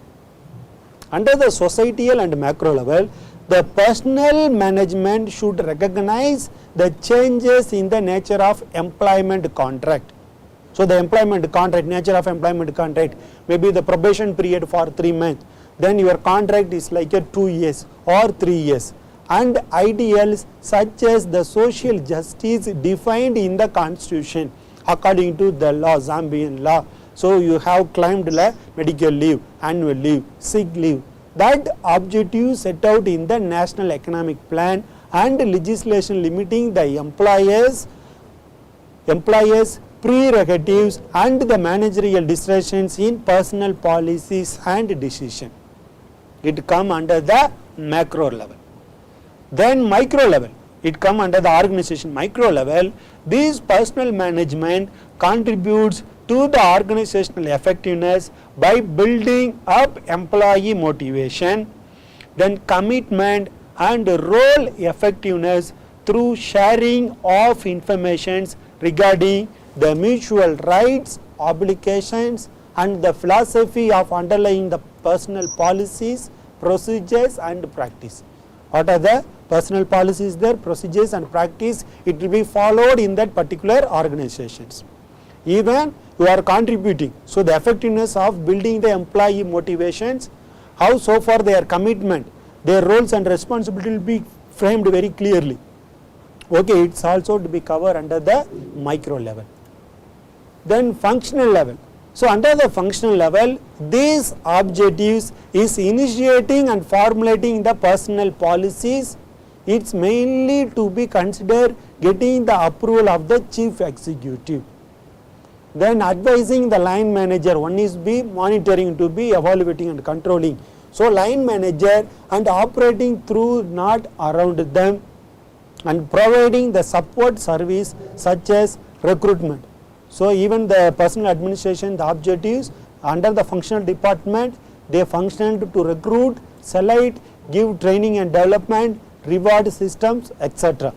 It will be covered under the function department, functional objectives. Then personal aspect, okay, personal administrative objectives is assist the employees in developing the equivalence between individual goals and organization objectives. So I want something, so the purpose I am working here to be fulfill something. The same way I want to fulfill the organization objectives also. And in striving for realizing the higher standard of performance, satisfactions and quality of working life. This is the 4 point is mainly come under the objectives of personal administrations. Under the objectives of personal administrations, societal or macro level, organizational will be micro level, functional and personal administration. Then why the importance of personal administration? So importance of personal administrations. One is placing the right man on the right job. Okay. So this is come under the societal aspect, organization aspect, function aspect and personal aspect, any aspect. So placing the right man on the right job, selecting the new employees for the organization. So another one important, selecting the new employee. So right man, right job, so new employee for the organizations. Then you can give training. So training for the staff, those who are new. So giving training for the new to them. Then improving the job performance of each man, those who are working in that particular organization, gaining the creative cooperations and development of smooth working relationship. So how you want to adjust the environment, how you want to support with your team, okay. So something they can say, you can be flexible and understand the situation. So creating the good relationship, it's also one of the importance. Then interpreting the company policy and procedure, to be followed the policies and procedures, controlling the labor cost, developing the potential abilities of each and every persons, those who are working in the organizations. Then creating and maintaining a high level of department moral, okay, ethics, moral principles to be followed. This is the dress code, okay, to be followed during this work schedule or during when you are in the office. Then protecting the health and physical condition of the employee, okay, for emergency or accident or anything is happened, to be safe and secure, to be insurance of the individual person, insurance about the family. So it's also be covered in that particular person, in that from the organization. So importance of personal administration. Then followed by staff selection. So staff selections already you know, the unit 2 itself also under the administrative process we discussed one of the topic is the staffing. So okay, selecting or recruiting the right person for right job is very, very important. So why we are selecting the best candidate for the required job? The organizations will get the quality performance of employees. Moreover, the organization will face less and absenteeism and employee turnover problems. So some organization, the employees turnovers is very biggest problem. You know, once they are giving training, they be here sometimes, then again they will be go back. So then again you want to select another new person, giving another new training to another for starting with the work is be difficult. So giving the correct persons with the terms and condition to continue run their work, it's also good for that particular organization. So staff selection is very, very important. So from that staff selections, you can identify the potential candidates who can apply for the given job or tested. So, but the selection must be different from recruitment. Okay, selection should be or must be differentiated from the recruitment, though these are two phases of employment process. So recruitment is considered to be positive process as it motives moral of candidates to apply for the job.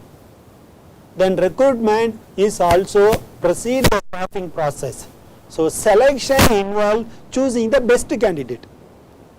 Okay, it's a selection. So selection involves choosing the best candidate with the best ability, skill, knowledge for the required job.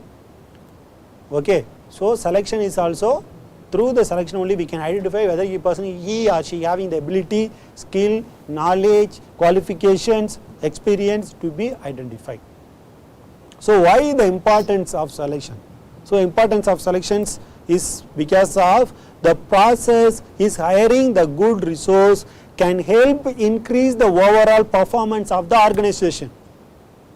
You understand why the importance of selection important? If you are selecting the good persons, whether he have a skill, knowledge, experience, through him also that organization performance will be go to another level, from one step to another step. Okay. In that aspect, the purpose of selection is to choose the most suitable candidate who can meet the requirement of the job. Not simply, no, I need the person, okay, I am appointing immediately. No, whether that person having the potential, capacity or capable, whether he meet the level, the standard, what you are expecting. So the requirement of the job in organization who will be successful applicant. Okay, successful applicant. For the meeting that different categories, that candidate such as their qualification, they have the skill, experience, even the overall attitude. So selecting the good persons from good job, the good time is also important. So the organization has to follow a proper selection process or procedure. So conduct some test, not simply okay recommending, someone is recommending I am taking, no, just thoroughly you check whether he or she have the qualification, he has done something, any project or done any counseling activity, whether he have previous experience. Okay, so you follow a proper selection process or procedure, as a huge amount of money is spent for hiring a right candidate for a position. So organization also spending for giving advertising, so spending money, calling external people for conducting the interview, they are paying, then they are giving training after the selection, paying the salary, that so many things is there. If you somewhat the selection is wrong, what will happen? So then the cost incurred, it will be totally will be waste. So through the selection they can get the wrong candidate, will be a huge loss to the employer in terms of money, effort and also time. So hence selection is very important and the process should be perfect for the betterment of the organization. So what are the advantages is there? Some advantages is there under the selection. A good selection process offer the following advantage. One is a cost effective and reduce the lot of time and effort, and it helps avoid any biasing while recruiting the right candidate. Then it helps to eliminate the candidate who are lacking in knowledge, ability and the proficiency, and it provides a guideline to evaluate the candidate further to strict verification and reference checking, and it helps in comparing the different candidates in terms of their capability. So 10 people if you are called interview, you know, if you meet 10 different people, you know, okay, out of 10 he is the first, second, third. So if somebody is having the capabilities, skills, knowledge, experience and even the work attitude, etc. This is the advantage. What are the process of employee selection? What are the process is there? First one is a interview. Preliminary interview. Under the preliminary interview, it is used to eliminate those candidates who do not meet the minimum eligibility criteria laid down by the organization. So preliminary we are selecting. So even the example I told, the position is only 5. Okay, only 5 they need, but you received 50 application. So you be scrutinized. So you can check, okay, these people they meet the level, this one no, we reject automatically. Then you know how much you have, how many applications you have in your hand. From that you can start to call interview for this day, you have this time, this time. Then application blanks. So the candidate who can clear the preliminary interviews are required to fill the application blank. So it's a kind of data, it contains the data record of the candidate such as their age, their family background, the qualifications, whether he is fresh or experienced, why he relieved the previous job, okay, the reason or ending the contract or what, all the details you can collect under that application blank. That is a second step. Third step will be written test. So you conduct various tests, maybe give them, okay, give any one topic, just a group discussion. Okay, we give the topic about related the increasing of corona in Zambia, why, just put a common topic, you know what are the reasons they are giving. So then you can prepare question 10 to 15 questions, aptitude questions or some any explanation related questions, we can prepare different types of questions is there. So you can prepare the question, give and conduct the test, so you know. So written test, the various written tests conducted during the selection procedures are aptitude test, intelligence test, reasoning test and personality test, etc. So these tests are used to objectively assess the potential candidate, they should not be biased.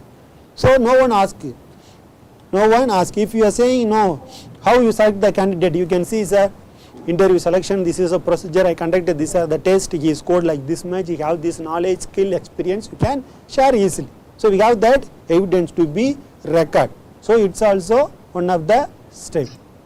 Then another one process will be employment interviews. Okay, employment, it is one of the one-to-one interaction between the interviewer and the potential candidate. One is going to conduct or one is going to attend. So it's a one-to-one interaction between the interviewer and the potential candidate. So it is used to find whether the candidate is best suited for the required job or not. Even though he cleared the test, aptitude test, intelligence, then he go to next level for the interview. But such interviews consume the time and money both. Moreover, the competency of the candidate cannot be judged. Then another one, conduct the medical examination. So if you okay medically whether he or she is fit. So medical tests are conducted to ensure the physical fitness of the potential employee. So you see, once I cleared scrutinizing the interview, the next they have applicant the blank, after the blank they can conduct the interview, then they are going to for the orientation, before that they are conducting even the medical examination, whether I am fit or not physically. It will decrease the chances of employee absenteeism. Then another process to steps be appointment letter. If you are okay with all the level, a reference check is made about the candidate selected and then finally he is appointed by giving a formal appointment letter. So in that CV you mentioned reference, 3 candidate reference, they will get a feedback how so far he worked with your organization or why he is relieved or she is relieved, how his character and behavior, that things also they can collect from this organization. So these are the process of employee selection. If you want to select any employee for your hospital or industry or NGO or school, so conduct the preliminary interview, then you can scrutinize the application blanks, then conduct different types of tests, then conduct the one-to-one interaction, that is called employment interview, then you can check the medical examinations result, then appointment letter. Then training of employees need. Okay, the training of employees need and importance of training. Why training? See, now they are appointed, they give an appointment for the project manager, coordinator, counselors. So next you need a training. So training of employees take place after orientations that take place. So training is the process of enhancing the skills, capabilities and knowledge of employees for doing a particular job. So training process mold the persons, okay, so mold the thinking of employees and leads to quality performance of employees. It is continuous and never ending in nature. So training, keep on giving faculty development program to be update the things what is going on. Okay, these are the technology, these are the method. Okay, so it is going on, they want to adapt. Even new people are already the existing people. Okay, even the newcomers and also existing members. So it is a continuous activity for training and development. So the importance of training. Why the training it is important? So once you are giving the training, there is a new candidate who join in the organizations or given the training.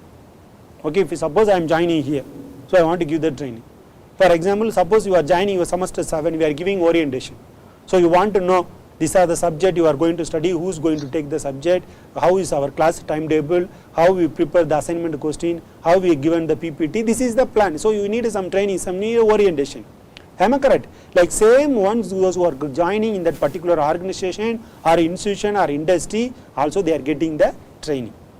So that training is formalizing them with the organizational mission, vision, rules and regulations and the working condition. They should explain this is the working condition. Okay, this is our motto, this is our vision, mission will be explained. So the training it will be very, very important to understand everything. Then the existing employees are trained to refresh and enhance their knowledge. So already I am working here 5 years. So even though since I need the training to refresh and update the things what is going on. If any updating and amendments take place in technology, new technology, the training is given to cope up with those changes. So you want to adapt. Nowadays the system it will be new, adopting the new technology. Then when promotion, if you kind of need any promotions or transfer from one place to another place, kind of growth also we need a training.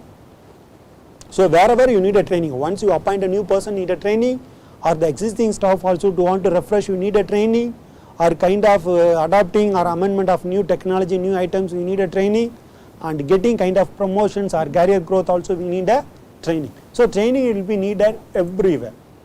So what the benefits of training can be assumed of?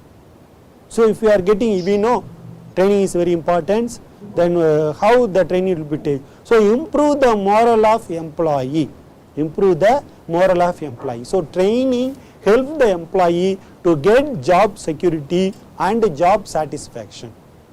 Get job security and job satisfaction.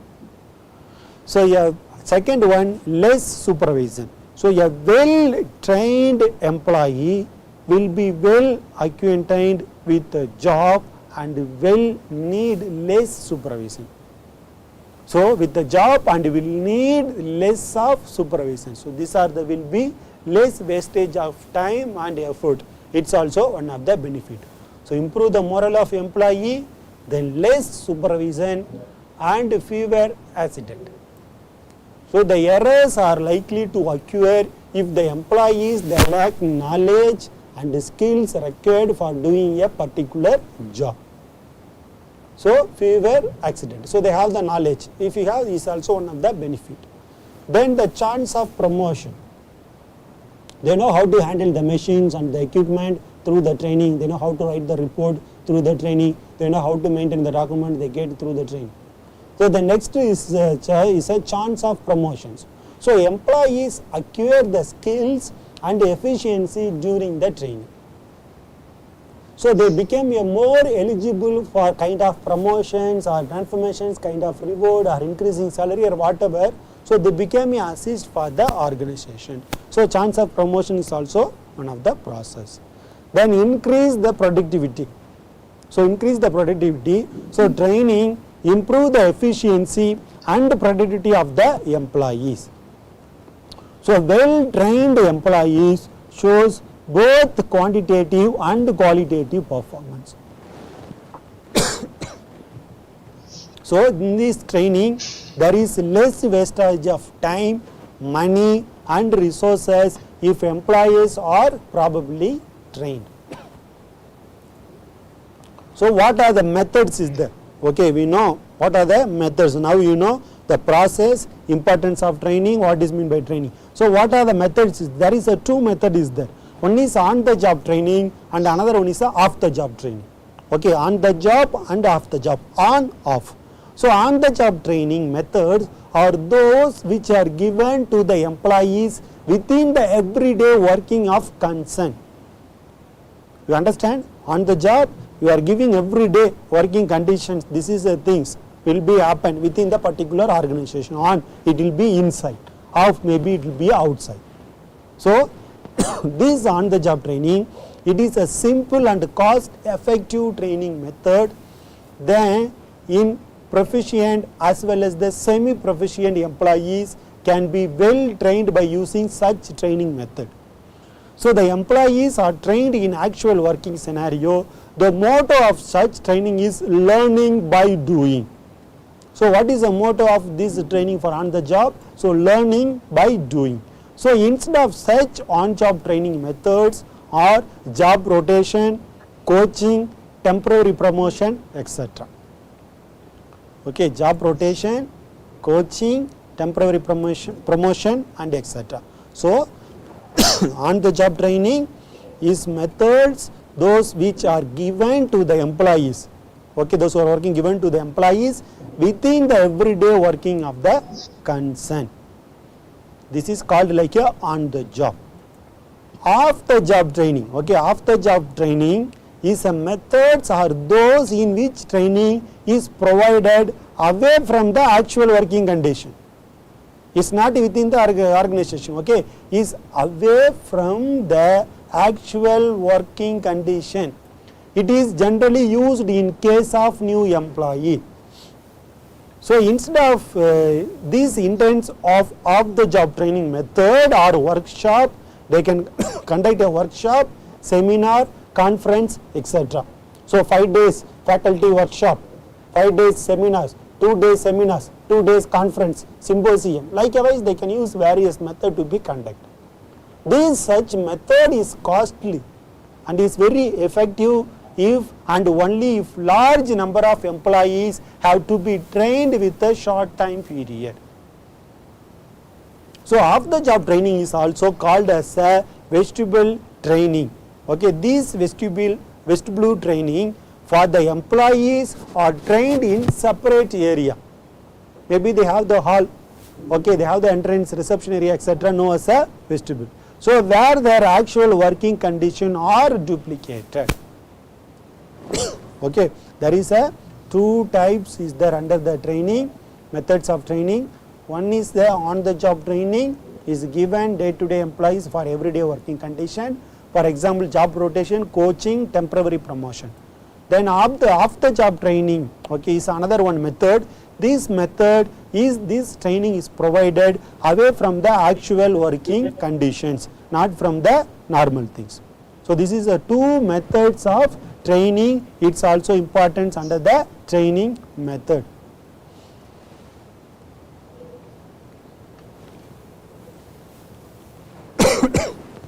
Then another one is the orientation. Okay, so okay, this one we continue tomorrow. Okay, orientation will continue tomorrow. So unit 3, the main topic is personal administrations. Under the personal administrations, we done for concept definition. Now we are in the staff selections. Under the staff selections, there is different methods is there, and another main importance is like a training and development. Okay, so up to now we discussed concept of personal administrations, then definition of personal administration, then what are the objectives is there. There are the 4 objectives is there. One is societal, societal or macro level, organizational or micro level, functional personal administration and personal administration. Societal, organizational, functional and personal. These 4 things also we discussed. Then another topic we discussed the importance of personal administrations. Why the personal administration is very important. Then followed by we discussed the staff selection. Okay, introduction, staff selection. Based on staff selection, why the importance of staff selection. Based on importance of staff selection, we discussed the advantages of staff selection. Then process of employee selection. What are the process we are going to follow, like primarily interviews, application blanks, written test, employee interviews, medical examination and giving final appointment letter, followed by we discussed the training of the employees, why the need and the importance of training people those who are joining that particular organization or institutions. So under the training we discussed the importance of training, because of the new candidate who wants to join need a training, existing employees they want to refresh they need a training, then updating the new technology that to cope up with the things we need a training, kind of promotions we need a training. So importance of training, followed by importance of training we discuss the benefits, what are the benefits is there once if you are getting training, that point also we discuss. Then finally we discuss methods of training. There is a two method, one is on the job and another one is the off the job training. So on the job training, so every day which is carried out by employee for the working of the consent. So off the job, this training is away from the actual working conditions. So thank you. So we continue tomorrow for remaining to be complete third unit tomorrow. Thank you sister, see you tomorrow.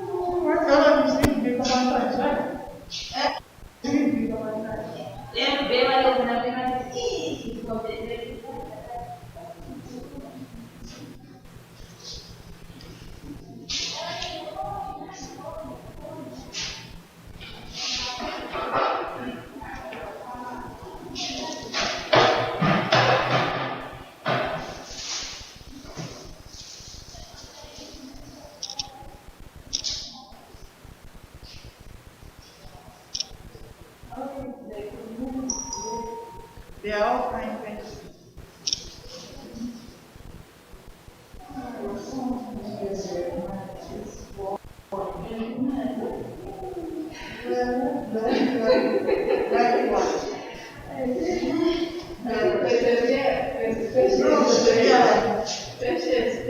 Yeah.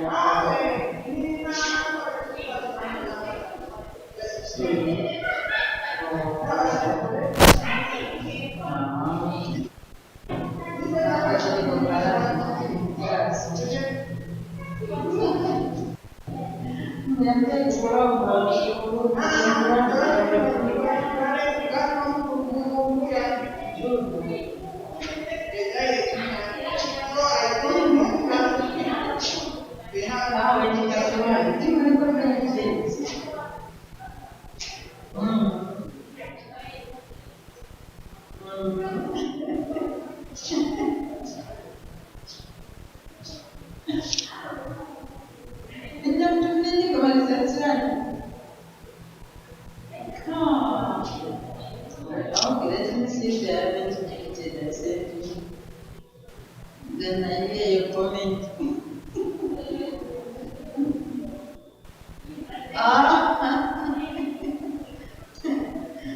Correct Vincent. Great.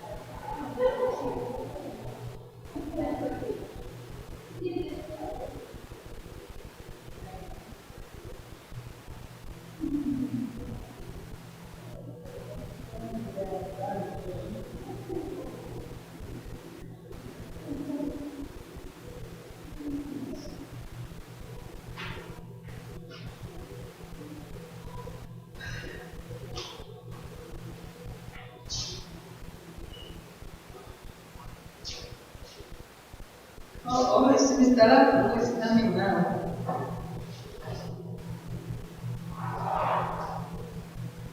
Mr. Yeah, but I'm a mask. Okay, I can remove the mask.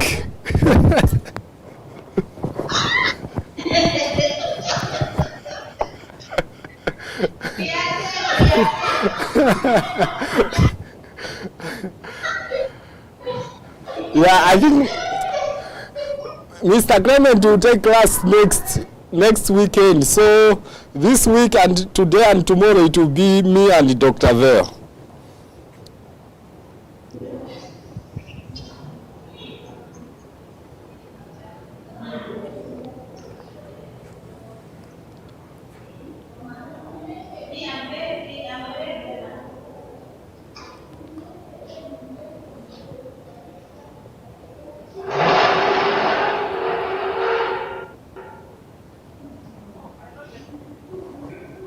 Yes.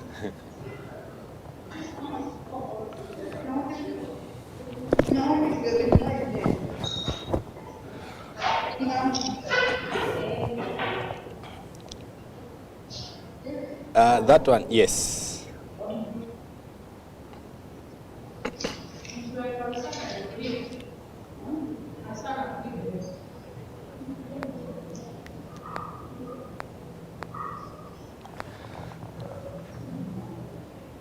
Okay. All right, good afternoon, sisters.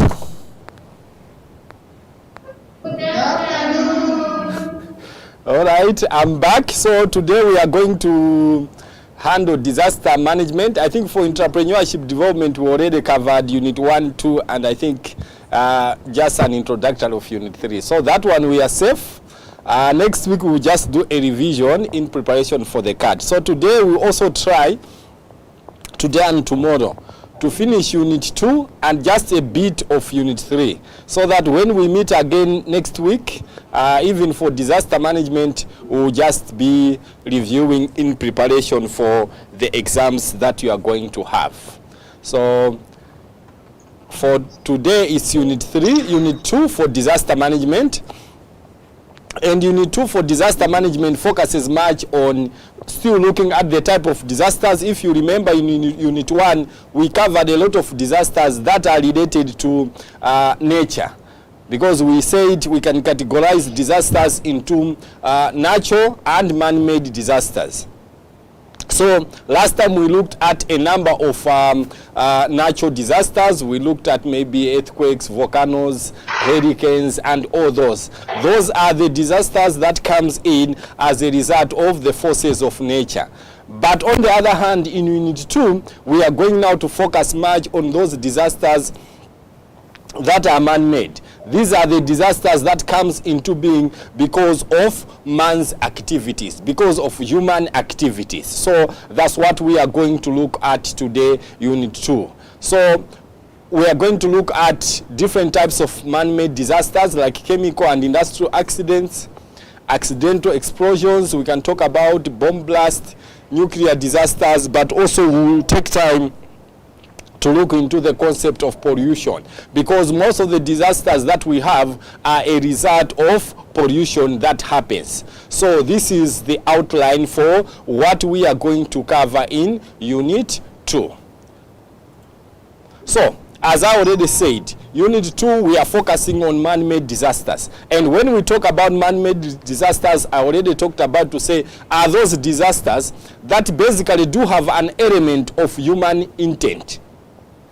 It can also have an element of human negligence, maybe because a person has been negligent in some areas in his duties or what, then that something can happen that can result into a disaster. Or it can even be due to error. So there have been an error. That's why sometimes when you hear about maybe COVID, others will say maybe some people were doing some other things in the laboratory, and then maybe an error from that ended up giving us this disaster. These are just what people say. So it's just trying to drive the fact that sometimes human error can also lead to a disaster. And the key word that we need to understand when we are talking about man-made disasters is that this is due to a failure of a man-made system, unlike the natural disasters which results from natural hazard. You remember we already talked about what a hazard is all about. So when we talk about man-made disasters, they are basically as a result of man-made hazards. So that's the distinction that we can have in terms of distinguishing between man-made disasters and also natural disasters. So we are going to look at some of the categories of man-made disasters. And the first category that we are going to look at in terms of man-made disasters relates to what we call as technological hazards. You know, a disaster happens as a result of a hazard which is a phenomenon that has the likelihood of causing a disaster. So when there is a hazard, then that hazard has the potential to cause a disaster. You remember we talked about hazards, we talk about vulnerability and all that. So when we talk about technological disasters, technological hazards, we are talking about those hazards that can result into a disaster but are coming in because of technology issues. You can talk about, for example, industrial accidents. This is an example of a technological hazard, because industrial accidents can happen in an industry because maybe the technology that is being used in the industry has developed a fault, or something has happened that has caused that technology to pose now a danger to the people or to the surrounding. So Under technological hazards, we first look at industrial hazards. And when we talk about industrial hazards, we are talking about danger originating from technological or industrial accidents. It can be due to industrial accidents. It can be due to some dangerous procedures that happens in industries and results into a disaster. It can also be as a result of failure of certain human activities which might cause a loss of life. So that's what industrial disasters are all about. These are the disasters that are basically related to the works that are done in our various industries, and most of the time they relate to the use of technology. So what are some of the specific disasters? What are some of the specific technological disasters that are not natural disasters? So we can look at a number of them. We have accident release explosions. We can talk about chemical explosions, nuclear explosions, but also we can talk about mine explosions under the explosion. So you can have accident release. And when we talk about accident release, we are talking about a situation whereby during the production or transportation or handling of hazardous chemicals, the chemical ends up leaking. For example, maybe you have a tanker which is carrying acid or is carrying some hazardous material. Maybe a tanker is carrying uranium or those other highly flammable objects. Then as the tanker is moving, then maybe that tanker ends up being involved in an accident, or that tanker ends up being overturning. And in the process of the tanker overturning, it ends up now releasing some of the contents, the explosive contents or the hazardous chemical substances that the tanker was carrying, and then that will end up causing a disaster. So that's what accident release is all about. And we are using the term accident because that is not done intentionally. That is as a result of an accident that has happened, and due to the accident that has happened, then we've ended up having a situation where some hazardous chemicals have been released. So that's an example of a technological disaster, accident release. But we can also talk about explosions, and when we talk about explosions, we can look at chemical explosions, whereby maybe you have some chemicals and then they have been kept, whether it's in a laboratory or somewhere, and then maybe due to some factors that chemical end up exploding. For example, you are in a school, you have a science laboratory, you have a lot of chemicals in that laboratory, and then maybe due to heating or due to high temperatures, some of the chemicals starts to heat up, and by the end of the day they explode, and then maybe cause fire and maybe cause damage to the surrounding, but also even injuring people. So that's an example of a chemical explosion as a disaster. You can also talk about nuclear explosion. You know, in some cases whereby there is accidental release of radioactive materials from, let's say, nuclear facilities. Maybe those nuclear facilities that are used, like in other countries, they use nuclear facilities to produce energy or to develop power, just like this hydropower that we are using. Our power comes from water, but in other countries, power is generated using nuclear materials. So it can happen even in those nuclear power stations that maybe there can be an explosion due to some unforeseen circumstances. And then that explosion will end up now leading to a disaster. So that can also be an example when we talk about technological disasters. You can also talk about mine explosion, whereby you have a mine and then that mine can be a mine for gas or coal or whatever, and there is that reaction of the various chemicals in the mine, and then the mine ends up exploding. And as the mine explodes, that means the people who are inside that mine will be affected, and also the infrastructure relating to that particular mine can also be affected. Another example of technological disasters is what we call as pollution.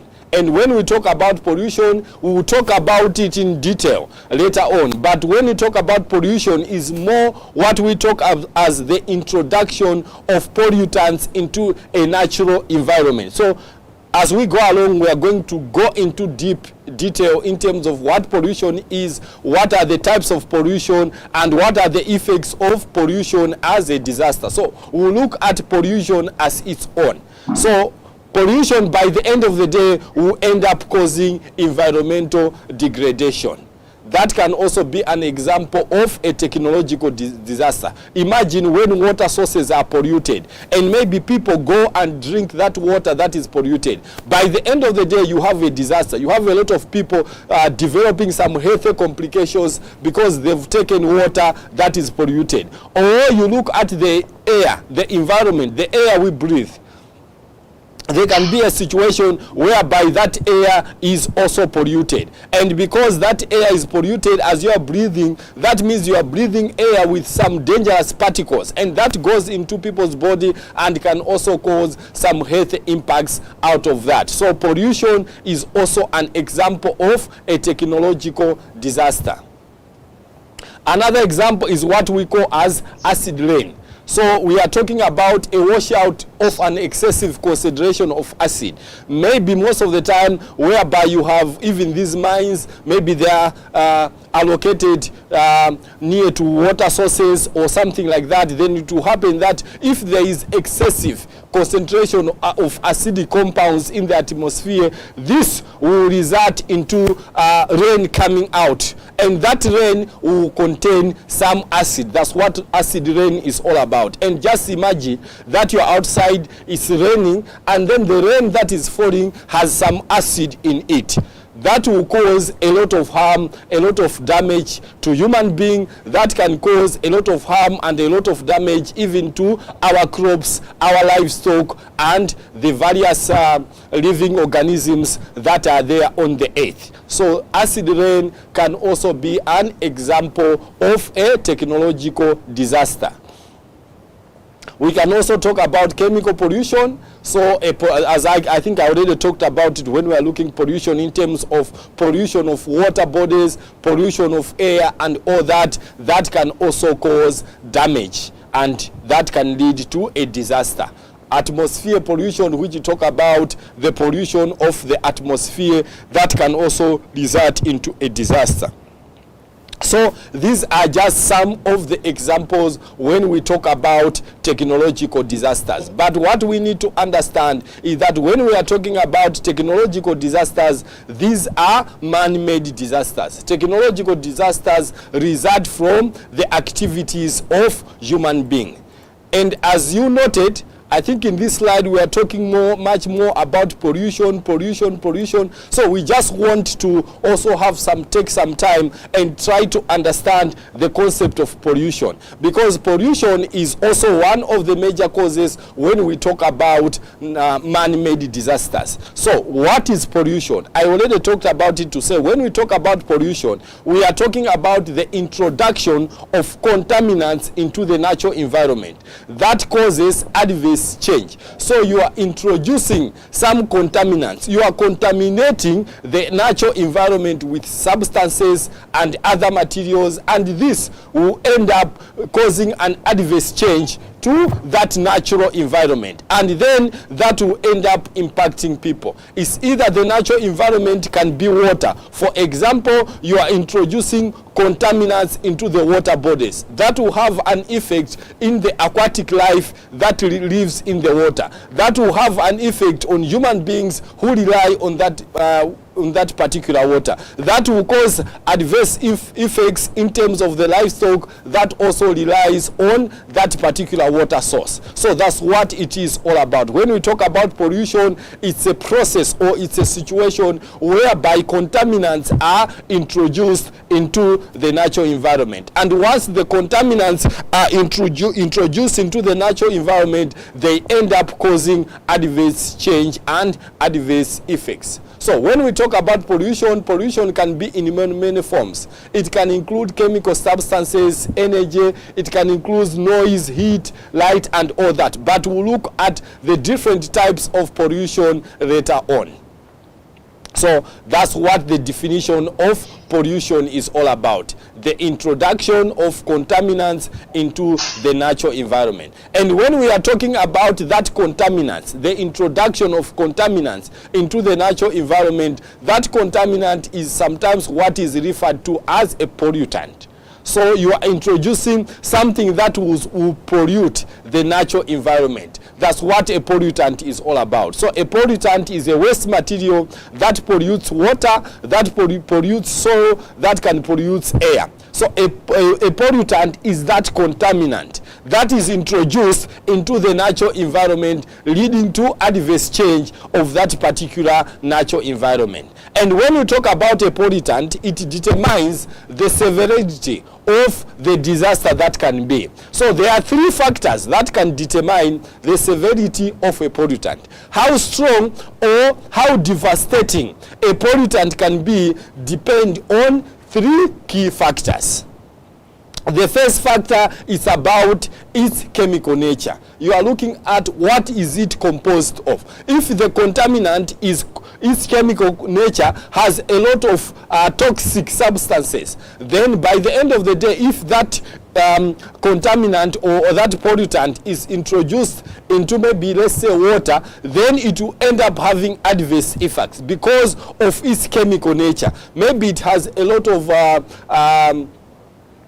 poisonous substances in its chemical nature that can lead to a disaster. Another factor that determines the severity of a pollutant is more about the concentration.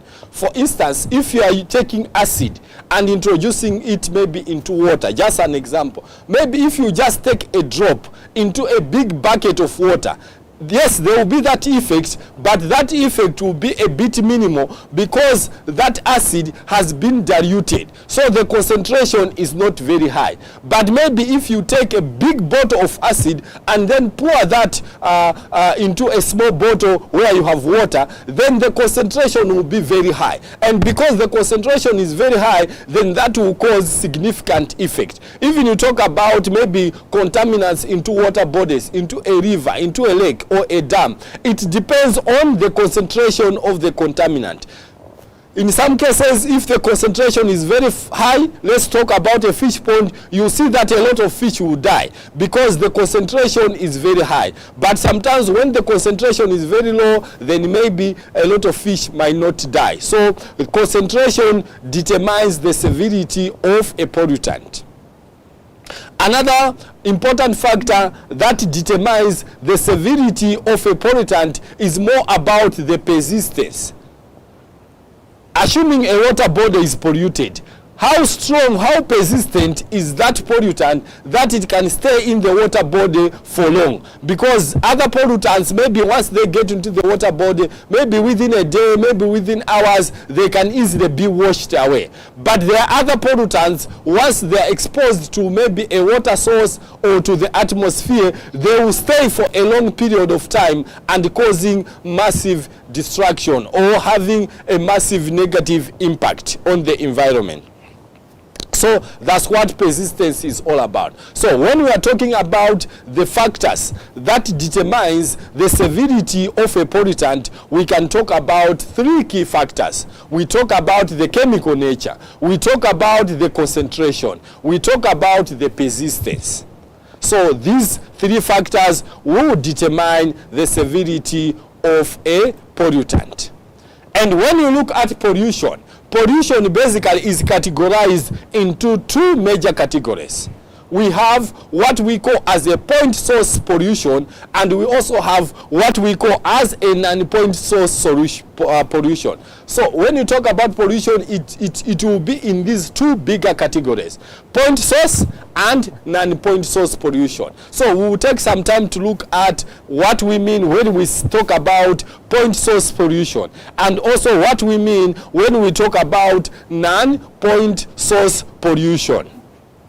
So, according to the U.S. Environmental Protection Agency, they define point source pollution as any single identifiable source of pollution from which pollutants are discharged, such as a pipe, ditch, ship, or factory. So when you talk about point source pollution, the key factor or the key issue that can help you to understand what a point source pollution is all about is that there is a single source. So you can be able to attribute to say this pollution is coming from this. And once maybe we close that source, then we've dealt with that pollution. For example, maybe you have a bucket or a container that is leaking. Maybe it has acid and is leaking, and then that acid is coming out through that hole and causing pollution.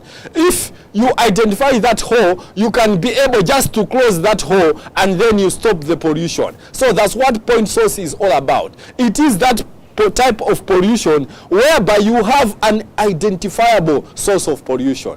You can be able to identify that this pollution is coming from here. And because of that factor that you can be able to identify where that pollution is coming from, point source pollution is much easier to deal with than non-point source solution, which we are going to talk about later on. So a point source of pollution is a single identifiable source of water, air, thermal, noise, or light pollution. A single identifier. You can identify the source for that particular pollution. That's what is referred to as point source pollution. And point source pollution is as when the contaminants come from a single source or from a single source location. But unlike the point source pollution, whereby you can be able to attribute where the pollution is coming from, we also have what we call as the non-point source pollution. And basically when we talk about non-point source solution, it is that pollution whereby it's very hard to identify where that pollution is coming from. And because it's very hard to identify where that pollution is coming from, it's very challenging to deal with non-point source pollution because you don't have a single source. And because of the fact that you don't have a single source, then it becomes a challenge for you to deal with that particular pollution.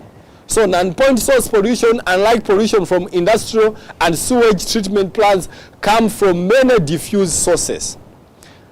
Non-point pollution is caused by rainfall, or it can be caused by snow melt moving over and through the ground. Imagine if pollution is it's raining and pollution is coming. We talked about acid rain. That means that rain is falling over a large area. So it's very hard to determine, to say this is just the area that is being affected by this type of pollution. Or you can have a situation whereby you have a lake. Let's say you have a river, and on top of the river there are some farmers' fields, and people are cultivating up there upstream. And because people are cultivating, maybe they are applying chemicals to their let's say vegetables, to their tomatoes. They are applying chemicals and all that, and maybe they've ended up applying some chemicals that are so toxic. And after the application of the chemicals, maybe when they are irrigating, or maybe when there is rain, the rain will wash those chemicals to the water. And by the end of the day, you realize that the water in the river is polluted. In that case, it's very hard to identify a single source that has caused that water in the river to be polluted. So that type of pollution is referred to as non-point source pollution. So we have point source pollution and non-point source solution. And the last point is what I already talked about, to say from an environmental perspective, it is easier, usually easier to deal with point source emitters than non-point. So it is very hard to deal with non-point source pollution because you can't identify a single source where that pollution is coming from.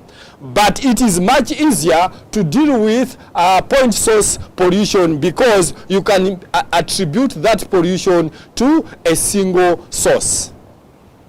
And non-point source pollution is as when contaminants are introduced into the environment over a large widespread area. I think I was giving an example of the herbicides, agricultural herbicides, and then downstream there is a river, and then due to runoff, that the water in the river end up being contaminated. You can talk about air. For example, people drive cars, and as people are driving cars, the engines through the exhaust system, they will produce some chemicals, maybe some oxides, some nitrogen, or some toxic substances into the air as people are driving. So it's very hard to point out where that air comes from, because by the time you realize it, the air is all over the atmosphere. So that's just an example of a non-point source pollution. I think I've already talked about acid rain. That can also be an example of non-point source pollution. You can also talk about the soil, whereby harmful toxic substances are ended up entering into the soil, and then the soil becomes so toxic, and maybe plants become to die and all that, because the toxicity levels have gone so high. So even in terms of that, that can also be referred to as a non-point source. So in terms of pollution, we have a point source pollution and non-point source pollution. So in summary, we've talked about if the origin of the pollution can be traced to a single point, then it is called point source pollution. But if you can't trace the source of the pollution from a single source, then that will be referred to as non-source point pollution. So just remember, when we talk about pollution, we can talk about point source pollution, and we can also talk about non-point source pollution. So now we want to go and talk about what are some of the different types of pollution that we talk about.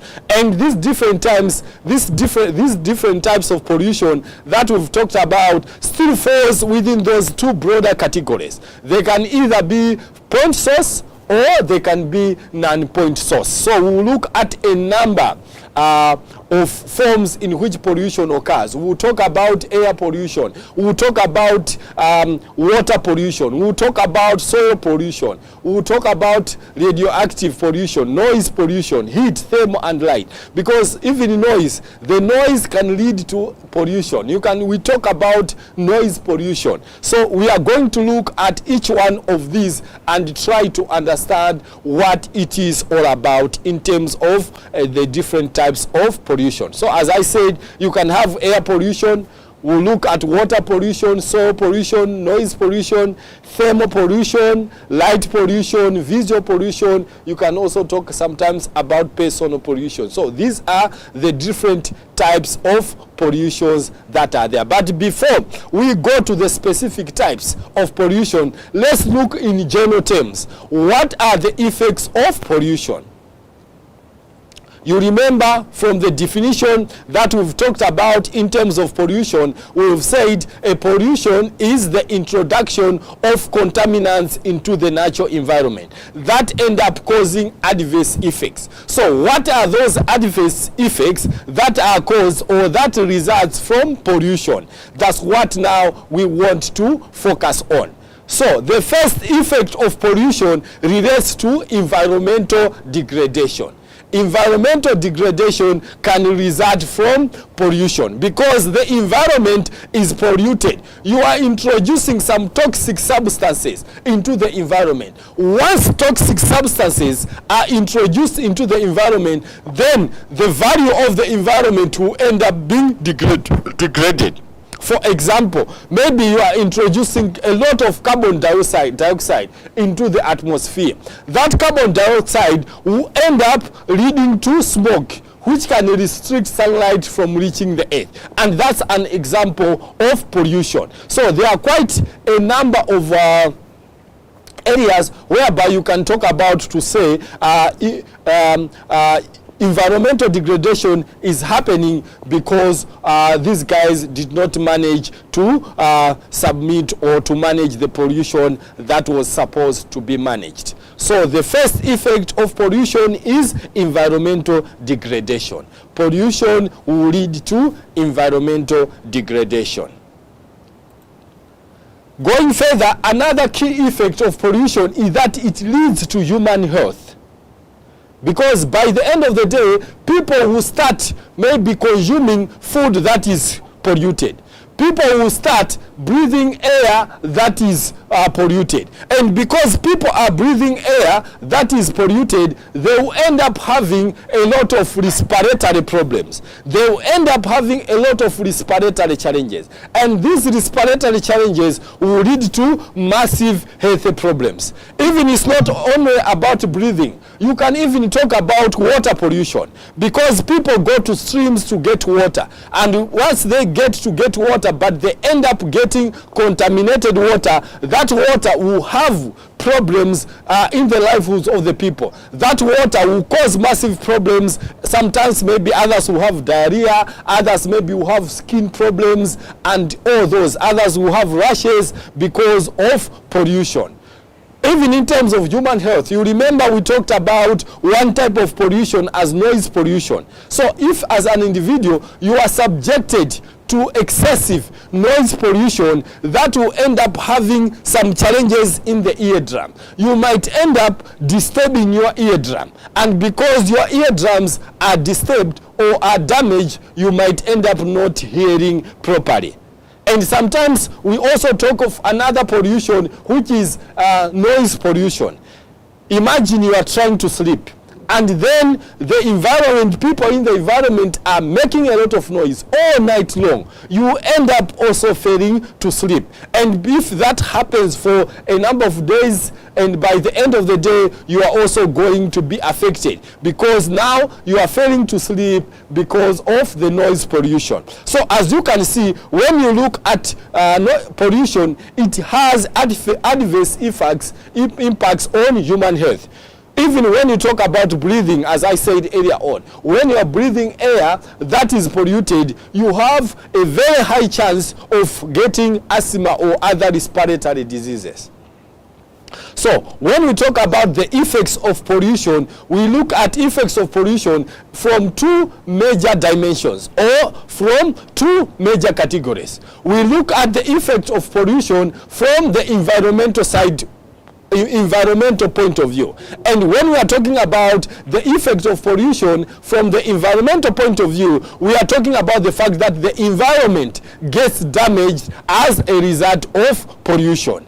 And the other side that we look at effect of pollution, you look at it from the human perspective. You look at it from the human health point of view, to say the health of human being ends up being affected because of pollution. So pollution can affect the environment, but can also end up affecting human beings. So these are the two major key effects of pollution. So now we want to take time now to look at each one of these different types of pollution. When we talk about water pollution, we'll look at water pollution and define and understand what it is all about, what causes water pollution, what are the effects of water pollution, sometimes how can we deal with water pollution.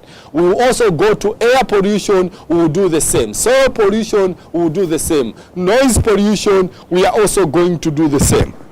So we focus on studying or on trying to understand these different types of pollution.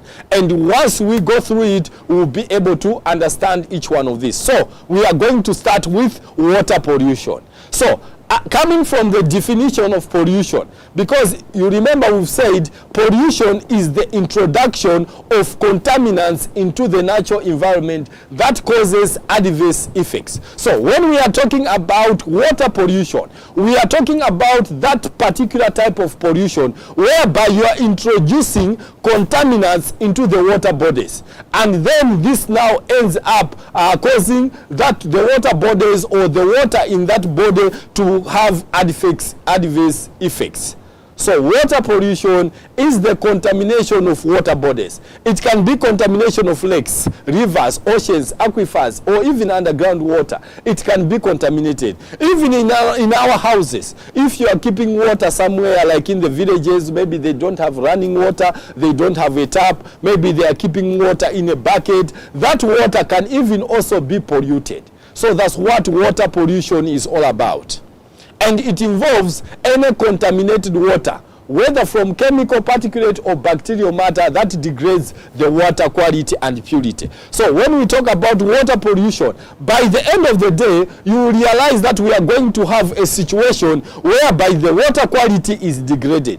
The water quality becomes bad. We are also talking about a situation whereby the water purity is degraded. The water is no longer that pure. So in terms of water pollution, we are looking at the degradation of the water quality and also the water purity as a result of pollution. So I've already talked about how it can happen in oceans and in other water bodies. That's what water pollution is all about. So the key issue that we should understand in trying to elaborate or define what water pollution is the fact that it is the contamination of water bodies. It is the contamination of water, or it is the introduction of the contaminants into a water source. So you can define it in any way, but you just have to capture these keywords that are coming out. Introduction of contaminants into the water bodies. That's what water pollution is all about. So what are some of the major causes of water pollution? What causes water pollution? So the first cause of water pollution is what we call increased sediment from soil erosion. Just like that same example that I gave earlier on, you have a field on the upper side, and then on the lower side you have a river, or even on the lower side you have a not a borehole, or you have even just a well where people come in to draw some water out of that well for household activities. Then it can happen that water will be there might be soil erosion that will be happening from the upper side, and then as the soil is being eroded, it is eroded with the various toxic substances that are there in the soil, and then that soil ends up going into the water bodies. And because that soil also do have some toxic substances due to soil erosion, that water ends up that soil ends up in the water bodies, and then it will end up polluting the water bodies. You can also talk about improper waste disposal and littering. So improper waste disposal and littering is that situation whereby people just dispose water anyhow, waste anyhow. They just dispose the waste that they have anyhow. They just litter the waste that they have anyhow, and that waste ends up into water bodies. And once that waste ends up in water bodies, that waste now ends up polluting the water bodies. So that can also be something that can cause water pollution. Leaching or soil pollution into water supplies, that's also another example whereby you have the leaching of minerals. Minerals moving out from the soil, some toxic substances reaching from the soil to the water supplies, water sources, and then by the end of the day causing the water sources to be contaminated. In some cases, water pollution can occur as a result of industrial waste being dumped in rivers. We have a lot of situations whereby these companies that have industrial waste, they just take that waste and dump that waste in a river. And because that waste has been dumped in a river, the water becomes contaminated. So that also can lead to death of the aquatic life that lives in that particular water. But also not just that, the death of aquatic life that lives in the water, it can also lead to death or some health complications of human beings that rely in that particular water. Imagine maybe those industrial wastes have been dumped in a water source whereby people use that water for their domestic use, for cooking, for bathing, for drinking, and all that. By the end of the day, the people will also end up suffering and end up being affected. Another cause of water pollution can also include spraying of insecticides or pesticides like DDT. I think those of you who knows what DDT is, it is a very highly toxic substance. In fact, in most countries, DDT now is banned. But basically, the previous years, DDT was being used to treat insecticides or pests that attack vegetables. So the spraying of these insecticides can also lead to polluting of the underground water system, because those insecticides or pesticides will end up diffusing into the soil, into the underground water system, and by doing that they will end up polluting the underground water system. So pollution will also happen because of the pesticides and the insecticides that we use. And sometimes water sources can be polluted because of oil spills, like you talk about in oceans, whereby you have these big ships that carry oil passing through the sea or the ocean to deliver oil. And maybe if one of the ships starts leaking, that means now the oil comes into being. And also we can talk about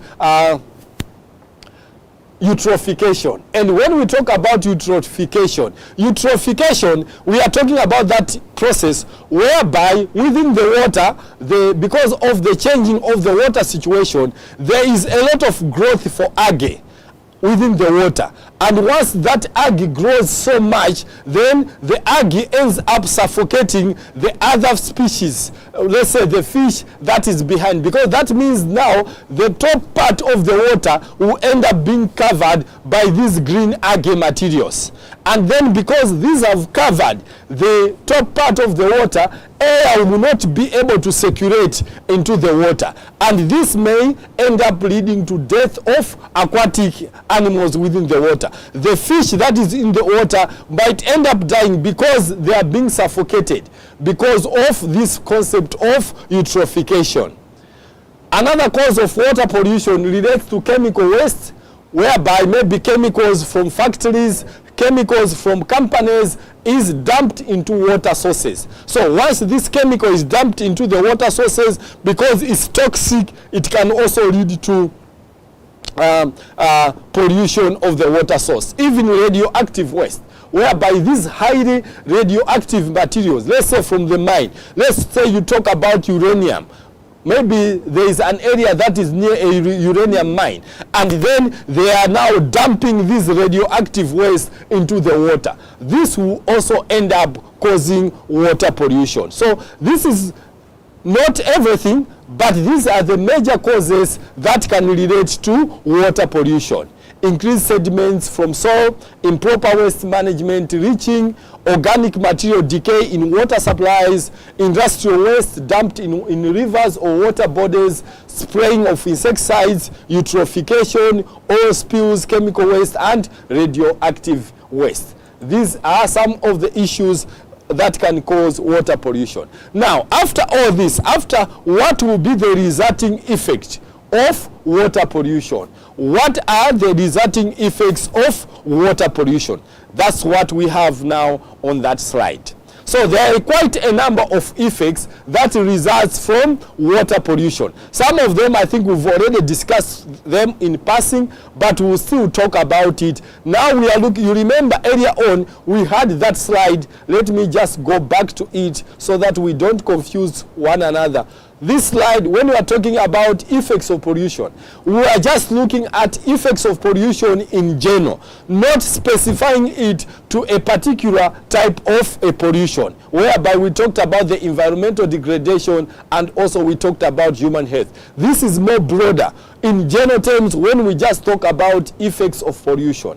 But now what we want to look at now, we want to look at when we talk about water pollution. So we have narrowed down. We have narrowed down to water pollution. Now we want to look at what are some of the specific effects of water pollution.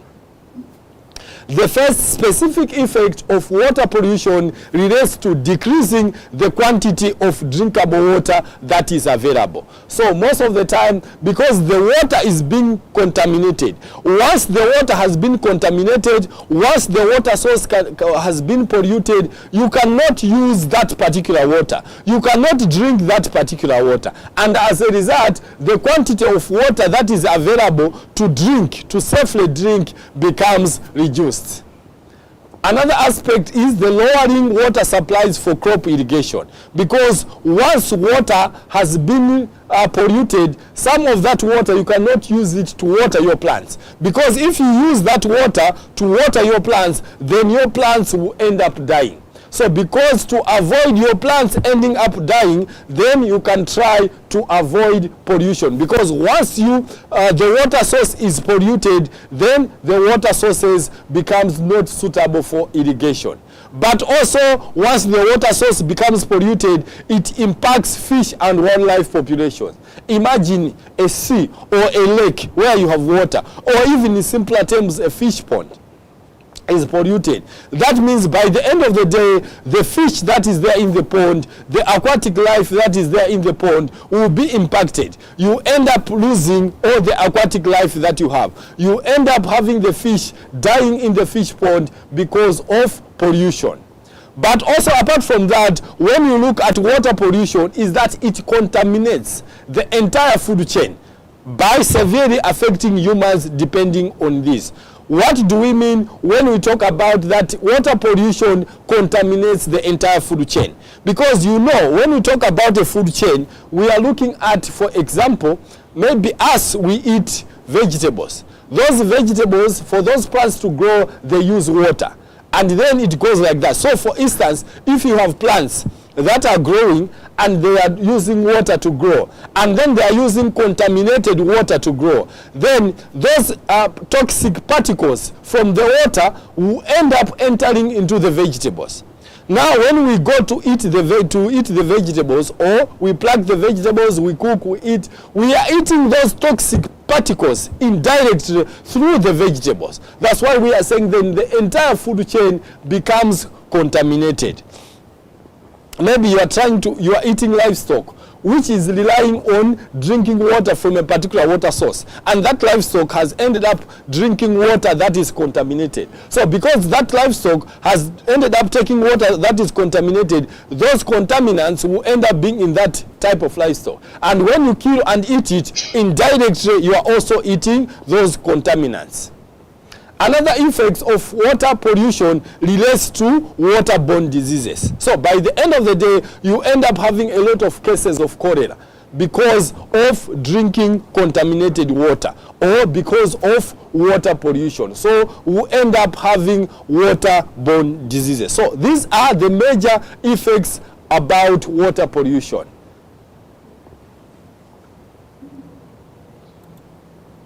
So when we talk about these effects can come from different sources of water pollution. We can talk about domestic waste and sewage, surface runoff, industrial effluents, or thermal pollution. These can be some of the sources whereby water pollution can come from. If you are using water at home from domestic use, the water can still end up being polluted. Sewage system can end up polluting our water sources. We've already talked about surface runoff. We've talked about water. It's raining, and then there is surface runoff, and then all the toxic elements are washed into the river. We've already talked about industrial effluents, whereby some companies will go to the river to dump their industrial discharges, their industrial effluents, and by the end of the day, damaging the water. We can also talk about thermal pollution, which is more about the heating and the temperature-related pollution. So these are some of the sources of pollution. Now, we've looked at water pollution. We've looked at what it is all about. We've looked at what are some of the causes of water pollution. We've also looked at what are some of the effects of water pollution. So now we want to understand what are some of the control measures that we can put in place to deal with water pollution.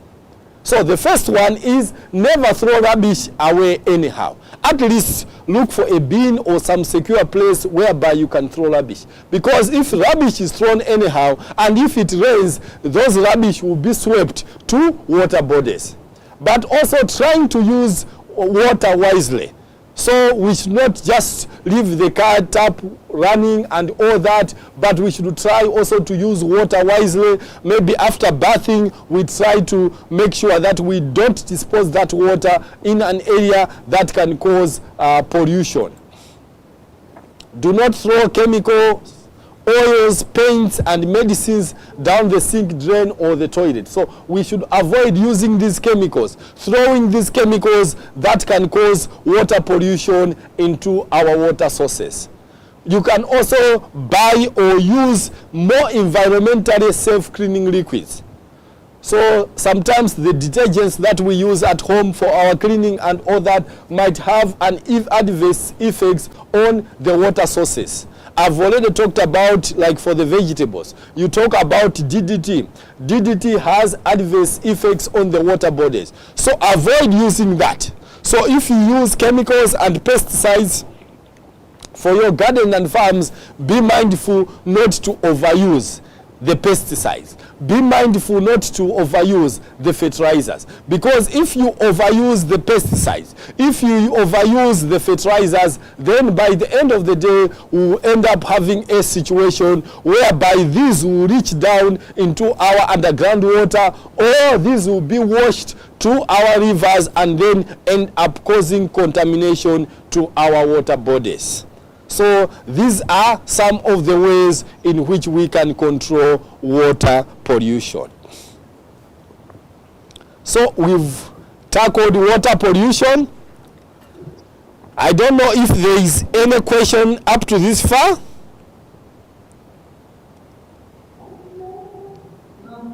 Okay, no question. All right, let me also just check in the group if there is any comments.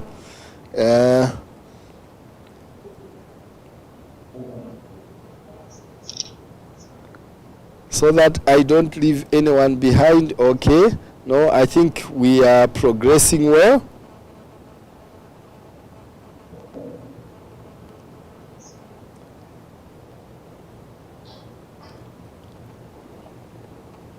Okay, so now we want to look at air pollution. So when we talk about air pollution, just as we are talking about water pollution, we are talking about the introduction of contaminants into the natural water environment. That was what we talked about as water pollution. It applies the same way when we are talking about air pollution. We are talking about the introduction of contaminants into the atmosphere. So we are talking about introduction of contaminants into the air, and that will also end up having some adverse effects. So air pollution is defined as any contamination of the atmosphere that disturbs the natural composition and chemistry of the air. Because when you look at air, the way God created it, it has its own composition. It has its own chemistry as air. But sometimes it happens that because we are introducing a lot of contaminants, a lot of contamination, a lot of pollutants into the air, that will end up changing the chemistry of the air. The composition of the air will change. So that's what air pollution is all about. And this can be in the form of particulate matter such as dust or excessive gases like carbon dioxide and others. So these will end up contaminating our air. So when we talk about air pollution, just take it that we are talking about the introduction of contaminants into the air. The introduction of contaminants into the air, and these contaminants will end up affecting the composition and the chemistry of the air. So air pollution can come from a wide variety of sources. Some of the sources can include vehicle or manufacturing exhaust. So you have vehicles, I already gave that example, whereby the vehicle, the exhaust system is producing a lot of gas that has a lot of carbon dioxide or carbon monoxide. You can also talk about manufacturing companies, whereby as they are manufacturing, maybe there is some heat and some gases that are being released into the atmosphere resulting from their production process. Air pollution can also happen as a result of forest fires, even volcanic eruptions and all that, even just soil erosion.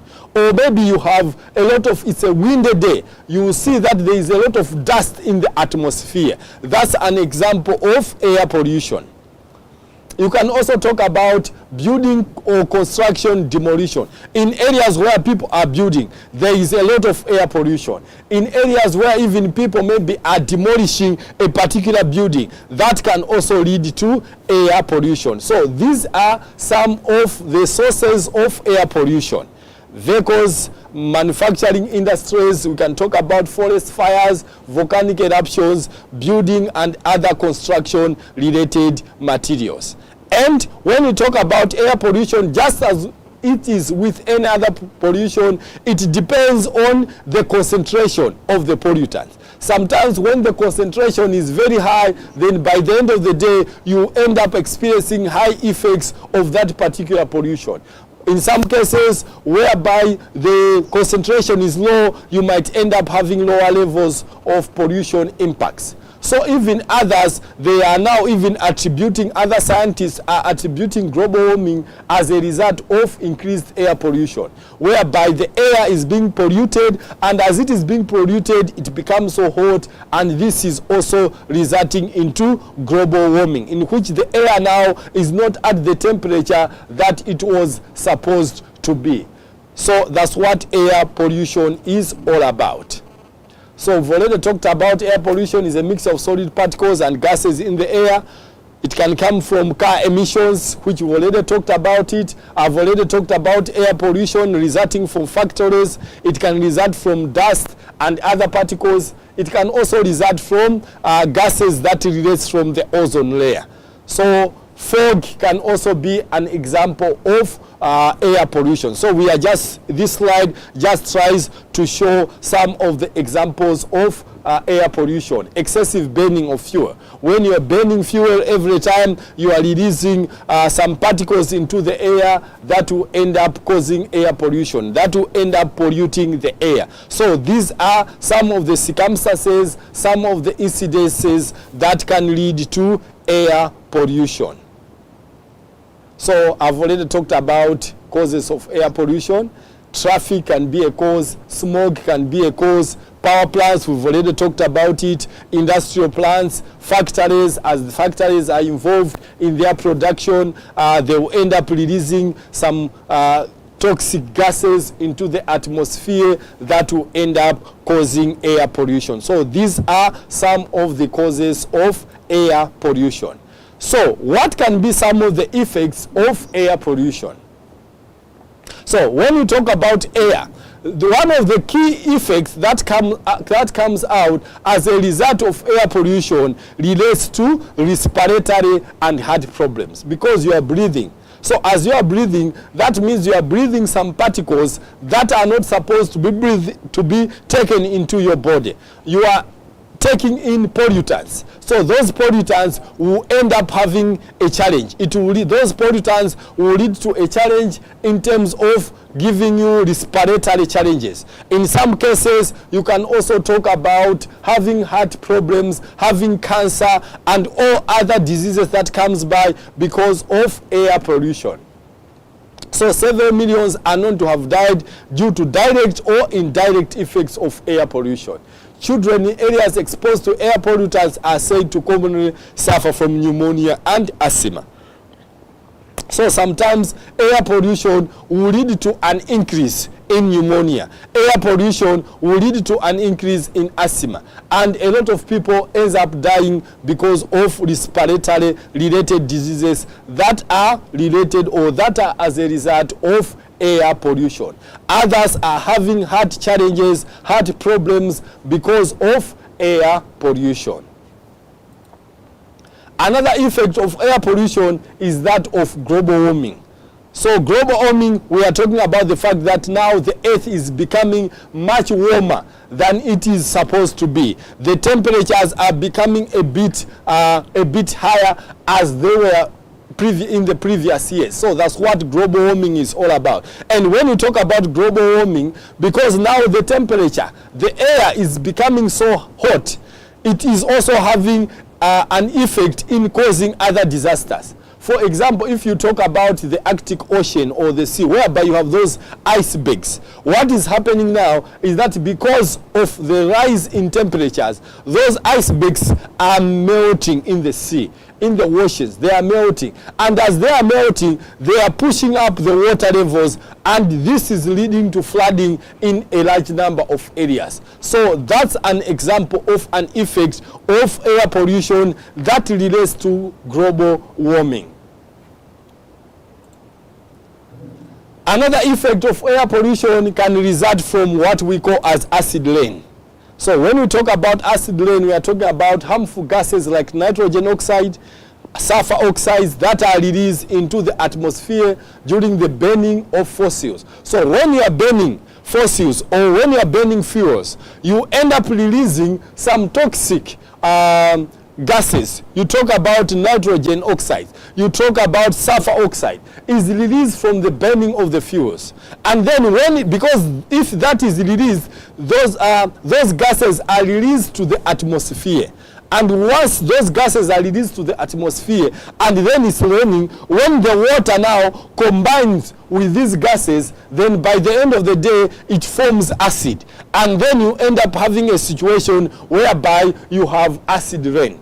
So that acid rain will have a very negative implications or damages on human beings. Acid rain will end up having negative implications on animals and crops. So that is also another effect of air pollution, which is acid rain.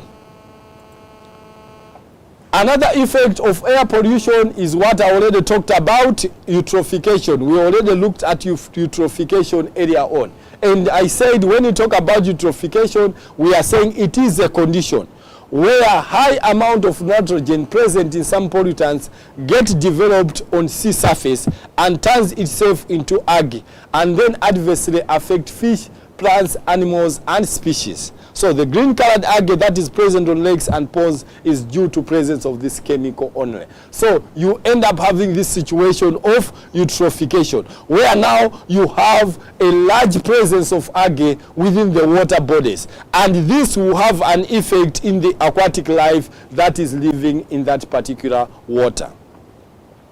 Another effect of air pollution relates to what we call as the effect on wildlife. So even wildlife, you talk about animals, they'll end up dying because they're exposed to toxic particles through air pollution. So by the end of the day, air pollution will also have some effects on aquatic wildlife. So that's another effect of air pollution.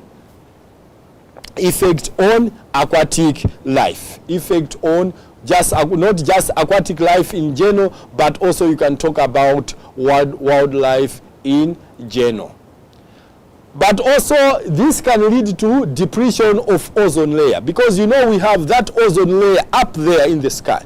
That's the one that protects the ultraviolet light from coming and reaching us, because when ultraviolet light moves and reaches us, then you can have, that's why we are having a lot of cases of cancer and other skin related problems. So most of the time what happens is that if there is a lot of pollution that is taking place, that pollution, those pollutants, they go into the atmosphere, and once they go into the atmosphere, those pollutants end up destroying the ozone layer. That's the layer that protects us from the ultraviolet rays. And by the end of the day, because that layer is depleted, then we end up now having health challenges, because the ultraviolet lights are coming directly into our body. And when you talk about the ultraviolet lights or rays, they don't have an effect only on human beings.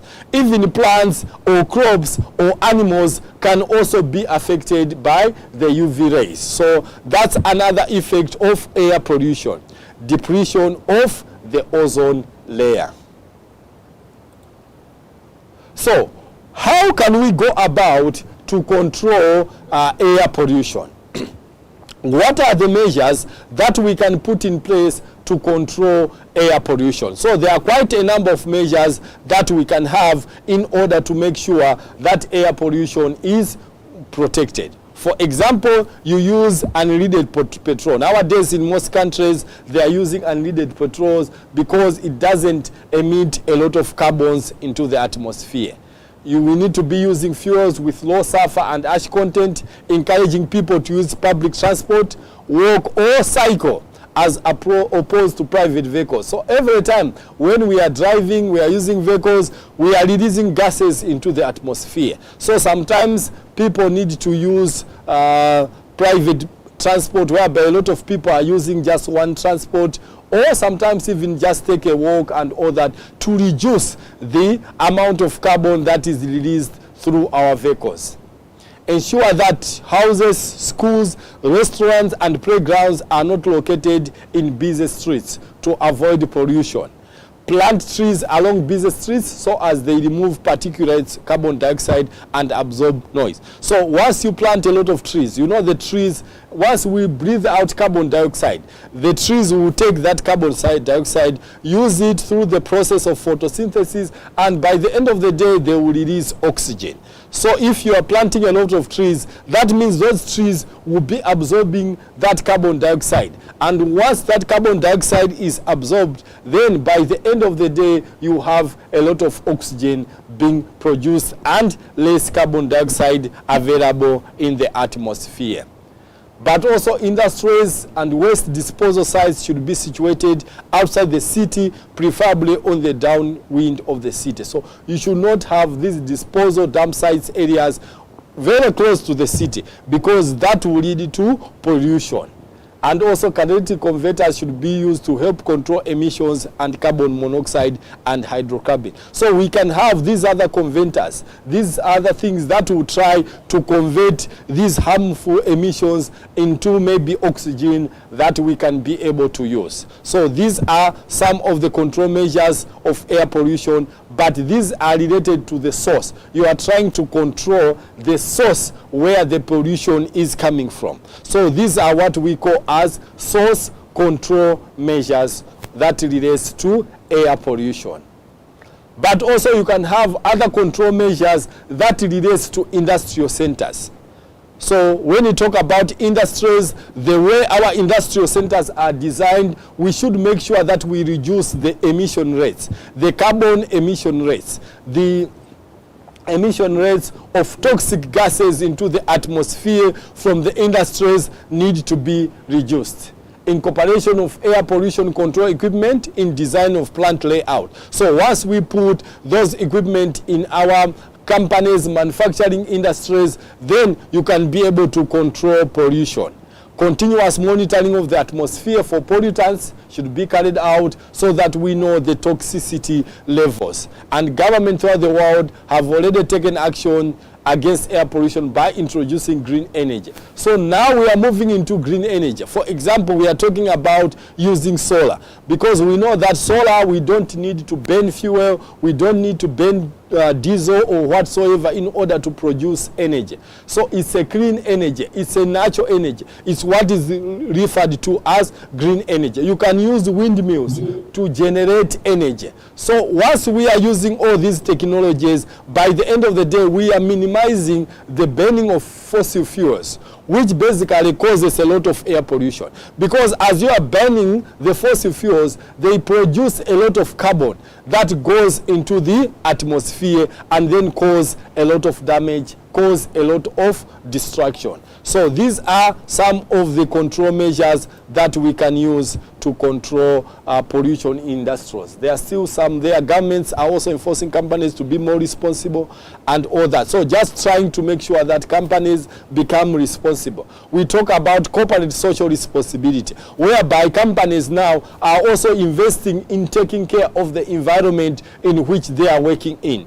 The use of recycle and reuse things. So we don't just throw away everything anyhow. If there are things that we can recycle, if there are things that we can use again and not just throw away, let's try to recycle and to reuse things. That can help also to control air pollution. So that's what air pollution is all about. So now we are going to move into noise pollution, and then we'll try to go through it and see what noise pollution is all about. We've covered 1 hour, maybe I think almost close to 1 hour, 10 minutes. Do I continue or we have a little 5 minutes break? 5 minutes. All right, okay, then we can have some 5 minutes and then we are going to continue looking at noise pollution.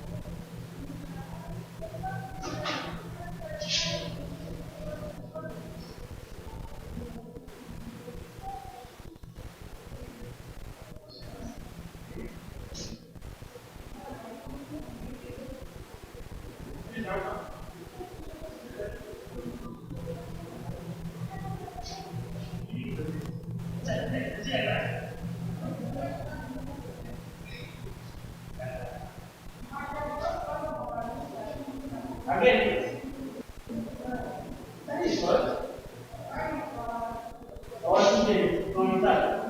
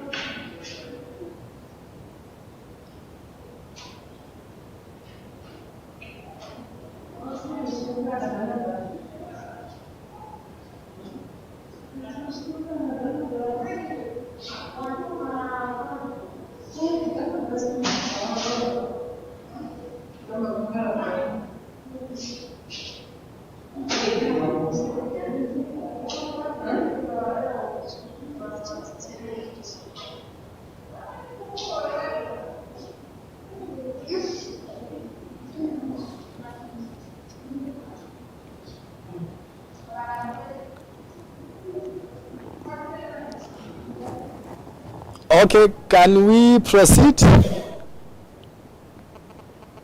Yes. Okay. All right, so we are looking at the different types of pollution. Initially, we looked at the water pollution, which was the first type of pollution that we looked at. Then after looking at the water pollution, then we went further to look into the air pollution. So from now, we want now to look at noise pollution to understand what noise pollution is all about. So noise pollution is caused when noise which is unpleasant sound affects our ears and lead to psychological problems. So when you are looking at noise pollution, we are talking about a situation whereby there is that noise or that sound that is very unpleasant. And because that sound is very unpleasant, by the end of the day, it affects our ears. It can also sometimes lead to some psychological problems like stress, hypertension, hearing impairment, and other problems that can come in because of noise pollution. Because when we talk about noise pollution, we are talking about that type of pollution whereby now the air, the noise has reached some levels that are not acceptable. The air has reached some levels that are undesirable. And because the air has reached those undesirable levels, then by the end of the day, it affects our life. It affects our way of living. We can't live in that environment comfortably because the noise is so big.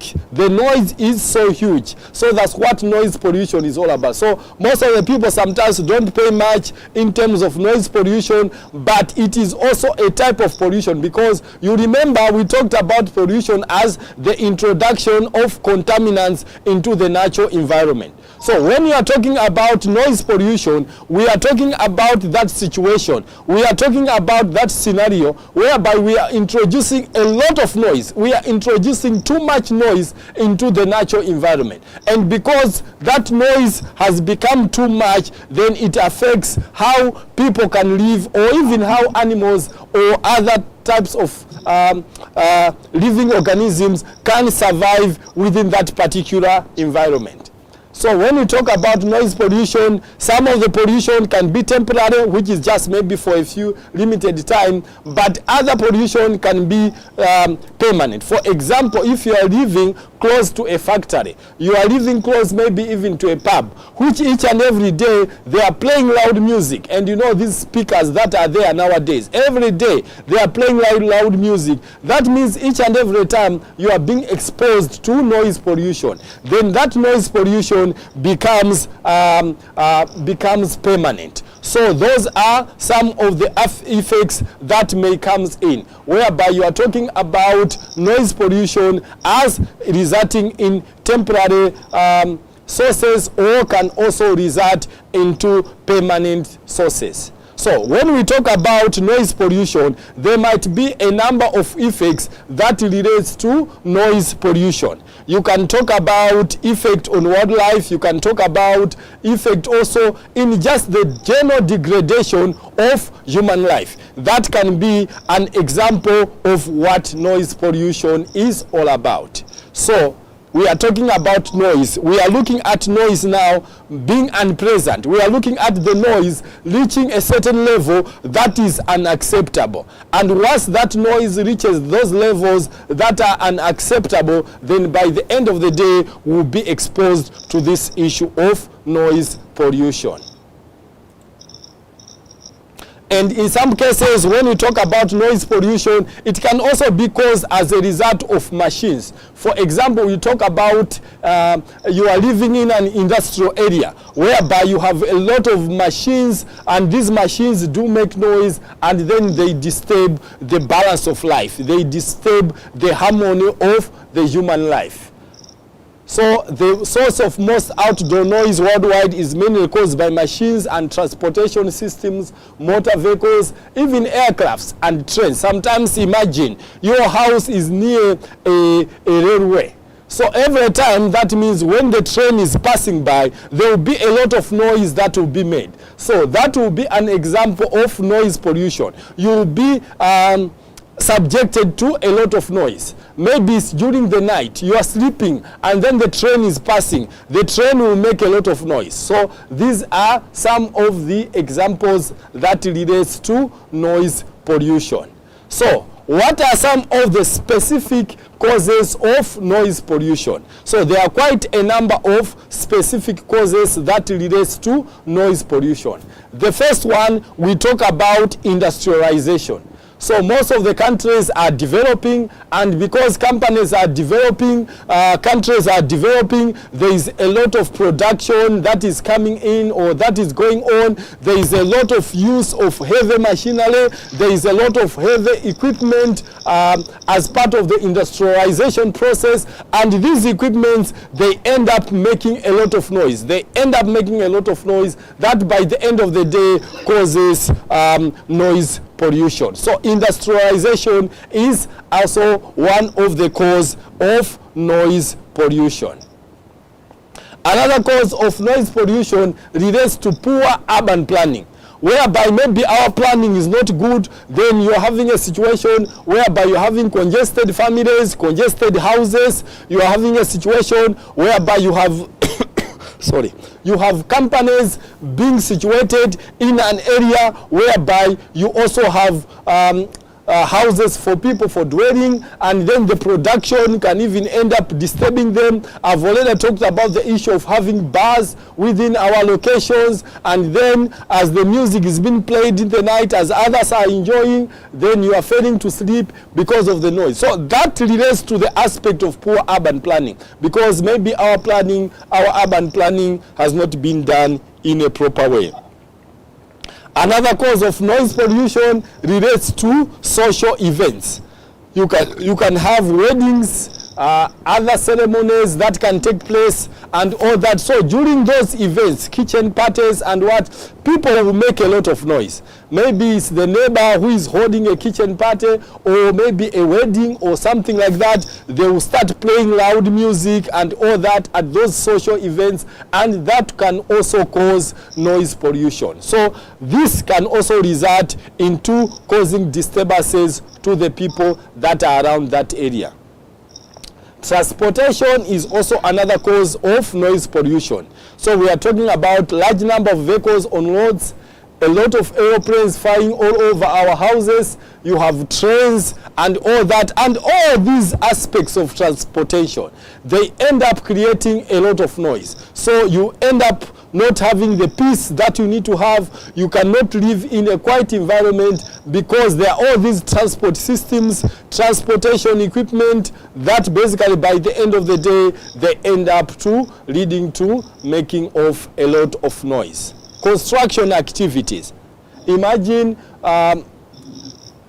you are living near a place where there is a lot of construction taking place. Maybe there is a lot of mining activities taking place. There are a lot of buildings, maybe it's building dams, flyovers, and all these construction that are taking place, road construction and the like, because they use heavy equipment during the production process. And by the end of the day, this heavy equipment ends up producing a lot of noise. So there is a lot of noise that comes in as a result of the use of heavy equipment, as a result of the use of heavy construction equipment. So this equipment, they produce a lot of noise. So that can also cause noise pollution.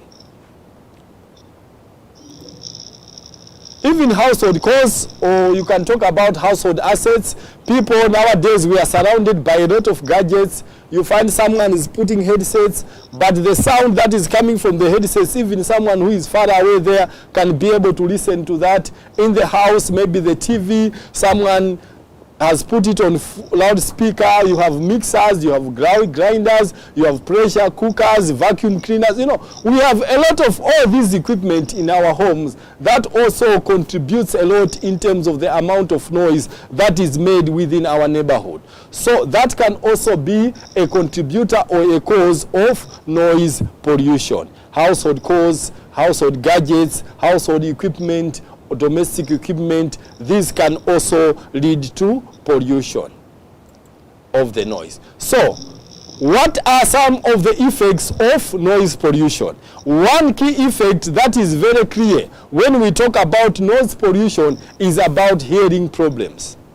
So any unwanted sound that our ear have not been built to filter can cause problems within the ear. You are listening to very loud music that will have problems in our eardrums, that can even destroy our eardrums, and then even end up giving us challenges that relates to hearing. For example, you talk about constant exposure to loud levels of music or loud level of noise. This can easily damage our eardrums and also lead to a loss of hearing. So our eardrums can be damaged. We can end up having a situation whereby there is a loss of hearing as a result of the loud music or the loud noise that is being played. So one of the key effects that comes out because of noise pollution relates to hearing problems, whereby people end up being impaired, their hearing capacity being affected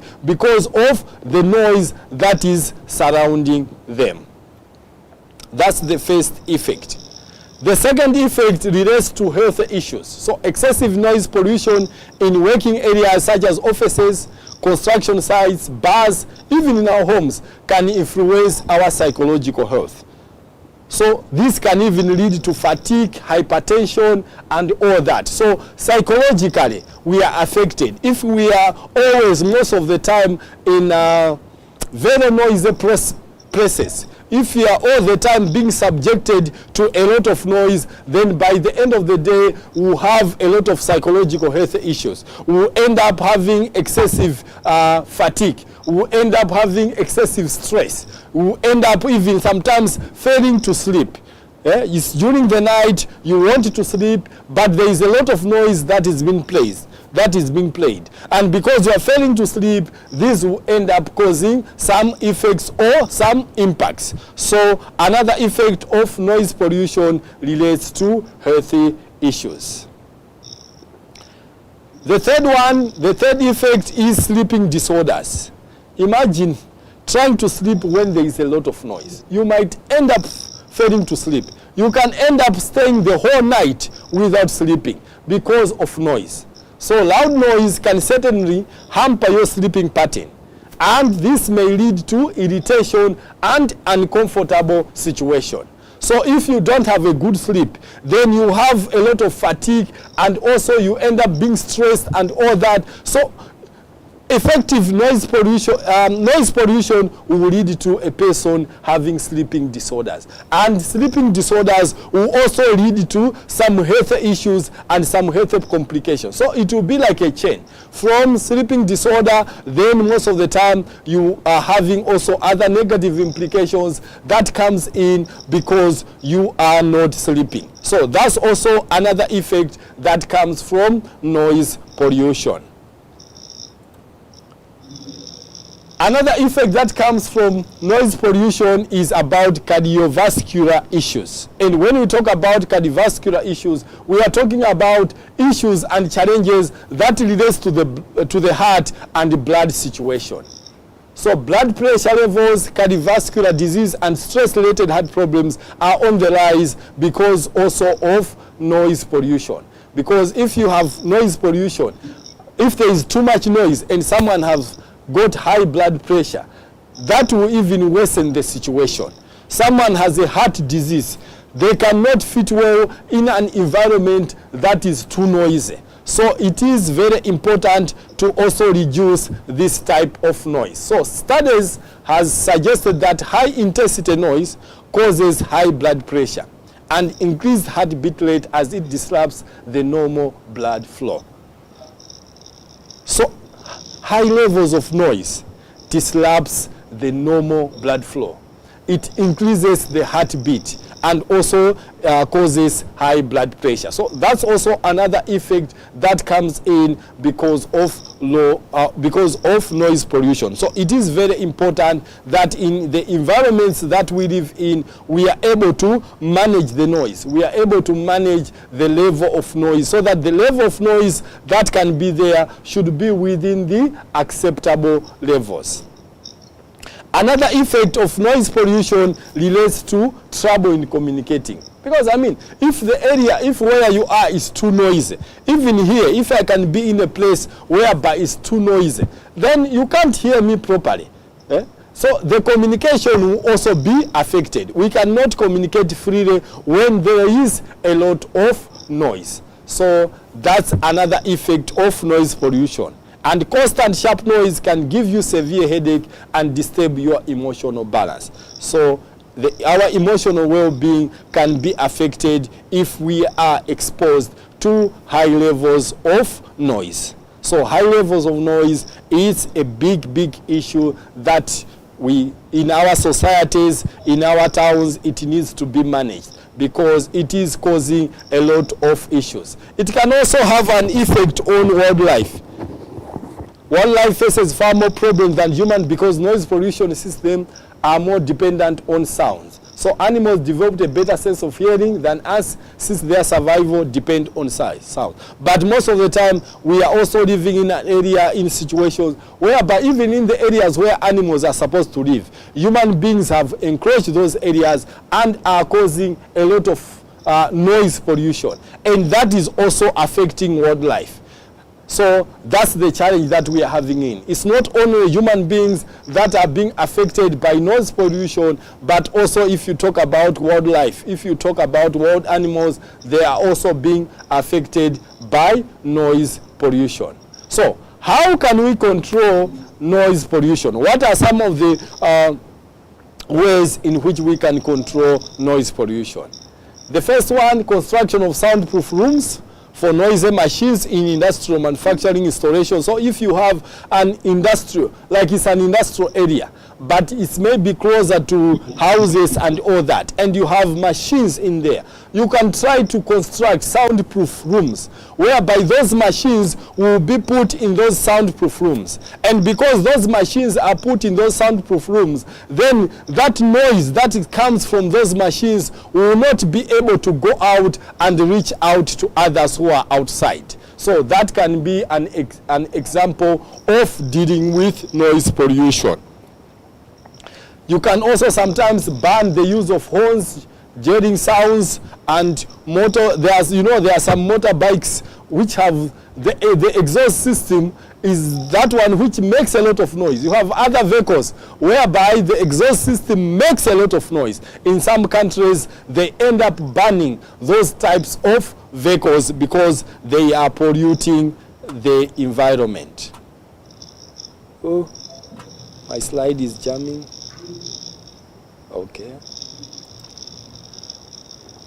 Also, noise-producing industries, airports, bus and transport terminals and railway stations to be cited from where living places. So it's more about now coming to effective urban or town planning. How do you plan your town?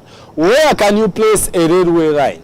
Where can you place an airport? Where can you place a bus station? Making sure that most of these areas where there can be a lot of noise coming from are not situated in places where they are like dwelling places for people.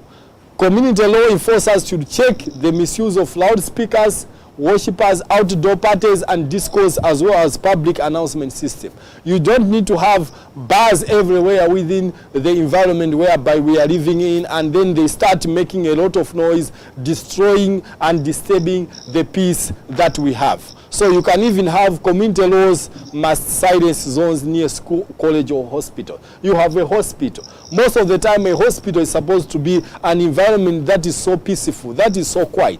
But you find that sometimes hospitals are situated in places whereby people are engaging in other activities that are also leading to making or the producing of a lot of noise. And because of that, by the end of the day, the patients also ends up being affected. So what we can do is to try to put in mechanisms, to put in measures that can try to bring in laws that can set to say these are silent zones. These are the zones where we are not supposed to be making a lot of noise. And also vegetation along roads and in residential areas is a good way to reduce noise pollution because they absorb sound. So if you can plant trees, you can have a lot of vegetation. Vegetation by the end of the day will absorb the sound that comes in. So that's also another way in which we can try to reduce noise pollution. So moving further to another type of pollution, now we want to talk about soil pollution. And just by the word soil, we are talking about the pollution of the soil, the pollution of the land. That's what it is all about. The introduction of contaminants into the soil, the introduction of contaminants into the land. And this introduction of contaminants into the land, this introduction of contaminants into the soil will end up having adverse effects on the environment. So that's what soil pollution is all about. So soil pollution occurs due to incorporation of unwanted chemicals in the soil due to human activity. So most of the time it's us. If you look at all the types of pollution that we are discussing today, it is our activities leading to those types of pollution. Mostly they end up being man-made pollution because we are the ones. It's our activities that are leading to that type of pollution. Soil or land pollution is contamination of the soil that prevents the natural growth and balance in the land, whether it is used for cultivation, habitation, or wildlife preservation. So soil pollution disturbs the balance, the environmental balance, the natural balance in the land, the natural balance in the soil. It is affected by soil pollution. So soil pollution is also another big issue that countries are fighting with now. So what are some of the sources of soil pollution? So it includes hazardous waste and sewage spills, non-sustainable farming practices, strip mining, deforestation and other destructive practices, but also household dumping and littering. So these are the major sources when we talk about soil pollution. We talk about hazardous waste, whereby maybe you are taking some waste from industries that do have toxic substances, and this waste is being dumped into the soil, and then the toxic particles and substances, they go into the soil and end up polluting the soil. You are talking about maybe where you have a sewage system and there is some spills that are happening within that sewage system. Those spills will also end up contaminating the land or contaminating the soil. Even non-sustainable farming practices such as heavy use of inorganic pesticides. A situation whereby nowadays we rely quite a lot in organic fertilizers as compared to organic fertilizer. So we are putting a lot of chemicals into the soil. We are using a lot of pesticides into the soil. And these pesticides will end up polluting the soil. The huge amount of fertilizers that we are putting into the soil, they end up also polluting the soil. So that's also another cause of or source of soil pollution. Non-sustainable farming practices. We need to make sure that our farming practices are sustainable. Our farming practices do not destroy the environment. We should bring in the sustainability element into all this. Another source of soil pollution is strip mining, deforestation, and other destructive practices, whereby you go into an area, then you cut all the trees, deforestation. Maybe you want to open a farm, and you end up clearing that whole land. Once you clear that whole land, that land becomes so bare, and it can be subjected to pollution or other destructive practices. But also household dumping and littering. You know, you have a lot of plastics, a lot of what from what we use in our homes, and then we just dump these anyhow. And you know, most of these plastics are not biodegradable. So once you put that plastic into the environment, even if after 20 years, after 15 years, 30 years, that plastic will still be in the land, will still be in the soil, because it's not biodegradable. So that's another challenge that comes in because of household dumping and littering, leading to soil pollution. So these are some of the major sources of soil pollution. So this relates to what already, I think I've already talked about this slide. It has just been repeated. So what are some of the specific causes of soil pollution? Just as we looked at the causes of noise pollution, causes of air pollution, causes of water pollution, what are some of the specific causes of soil pollution?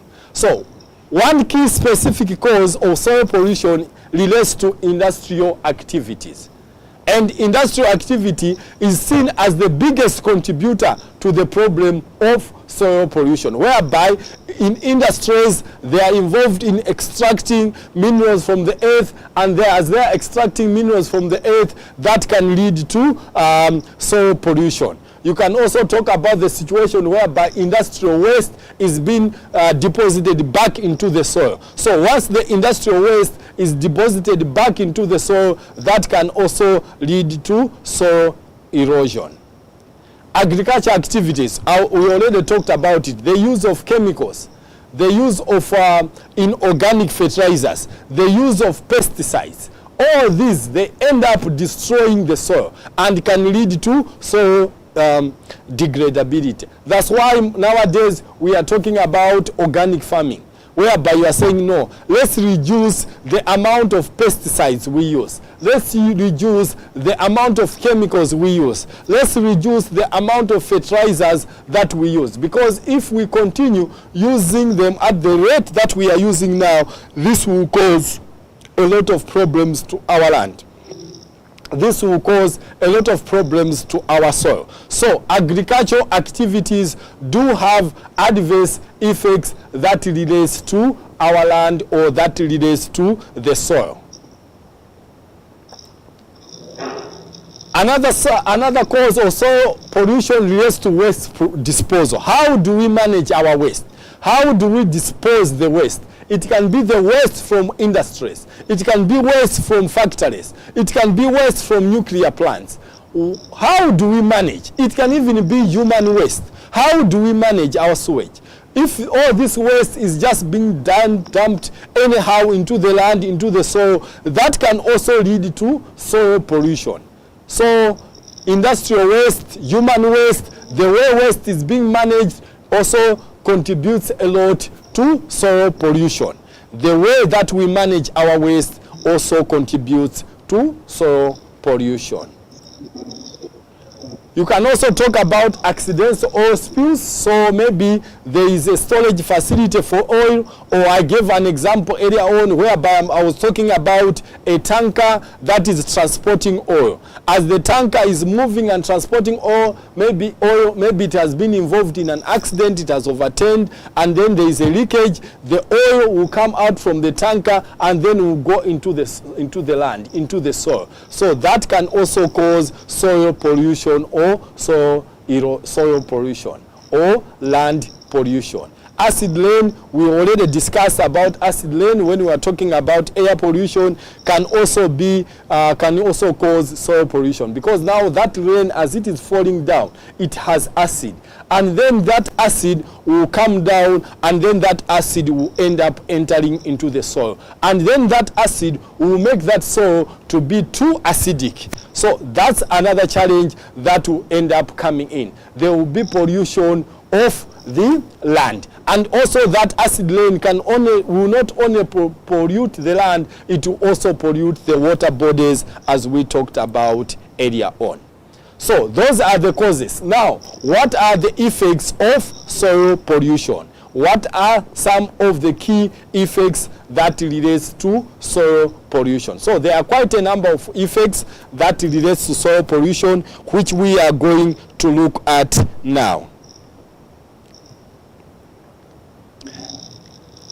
Okay, just checking in the group if there is any message. Okay, so one of the effects of soil pollution relates to effects on the health of humans, just as we've talked about in terms of air pollution, just as we've talked about in terms of water pollution, because whatever we are consuming, our food comes from the soil.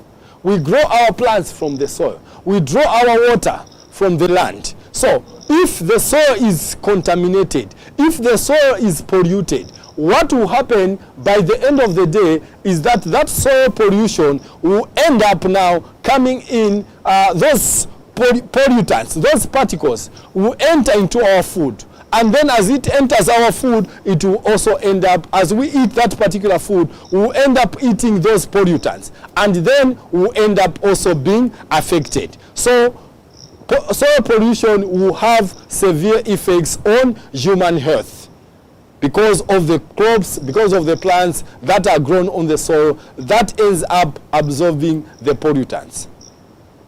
But also soil pollution will have an effect on the growth of plants. The growth of plants will be affected because of soil pollution, because now the ecological balance that is there is affected. And because the ecological balance is affected, then that also affects the growth of the plants. The plants, for instance, you have acid rain, and then the soil is too acidic. Then there are some plants that cannot grow well in an acidic environment, and then those plants will end up being affected. So that's another issue that we need to look at in terms of the effect of soil pollution. It affects the growth of plants. Another effect of soil pollution is that it decreases soil fertility, because you have a lot of toxic chemicals that are being dumped into the soil. Then these toxic chemicals, they end up reducing the fertility of the soil. And as the fertility of the soil is reduced, then that means even plants cannot grow quite well, because the fertility of the soil is reduced. But also, not only that, we can end up also having some toxic substances that also will end up affecting our plants and our health.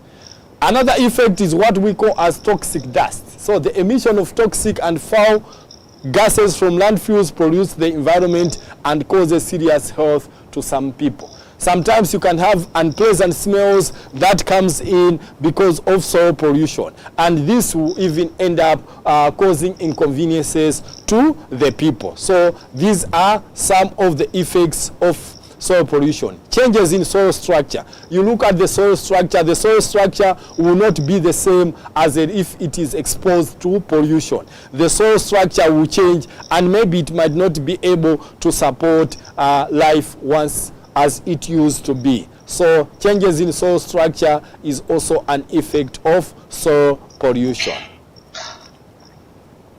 So We also have another type of pollution which we call as thermal pollution. I just want to check. Let me just go back a bit. I want to see.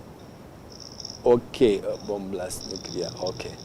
So I have this thermal pollution which you have in your book, even though it's not that type of pollution that is covered in our syllabus, but we have it in the notes. So we'll just try just to know what it is all about. So we will not go into detail, but we just need to understand that this is another type of pollution. So thermal pollution is a temperature change in natural water bodies caused by human influence, such as use of water as coolant in the power plant. So thermal pollution is excess heat that creates undesirable effects over time. So we are just talking about this thermal pollution can even be related to the water pollution, because we are just talking about a situation whereby there is a change in the temperature of natural water bodies. And as there is that change in the temperature of natural body waters, this can lead to an adverse effect on the living organisms that are living in the water. But we will not talk much about thermal pollution because I think it's not covered under the specific areas that we need to talk about. And when we are talking about pollution, it can also be directly linked to terrorism. So we are looking at terrorism, but not in the context of terrorism as being a pollution. I think we should understand each other there, that terrorism is not a pollution, but what we are saying is that terrorism can lead to pollution. So terrorism can result in pollution. So how can terrorism result in pollution? Terrorism can result in pollution because, for example, the terrorists can blast a bomb.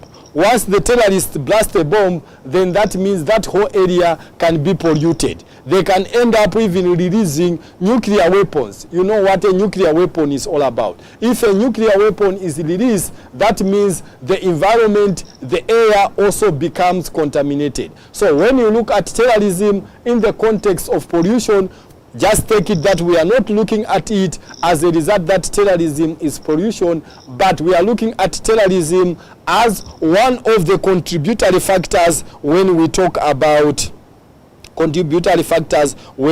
about pollution. So I think this marks the end of our unit 2. I only have, I don't know how many, just few slides, maybe 1 or 2 or 3 for unit 3. So the part that we are going to cover, just introducing unit 3, will be that part that basically we are going to use in terms of our cat 1 exam. So where I'm going to stop, that's where we are going to stop. There are just 3 slides. So you will focus much on unit 1 and unit 2. Unit 3 is not a bigger unit, even when you look through the notes. Unit 3 is more about factors that influence natural and man-made disasters. You remember unit 1, we looked at what disasters are, and then we looked at different types of natural disasters. Unit 2, we have focused much looking at the various types of man-made disasters.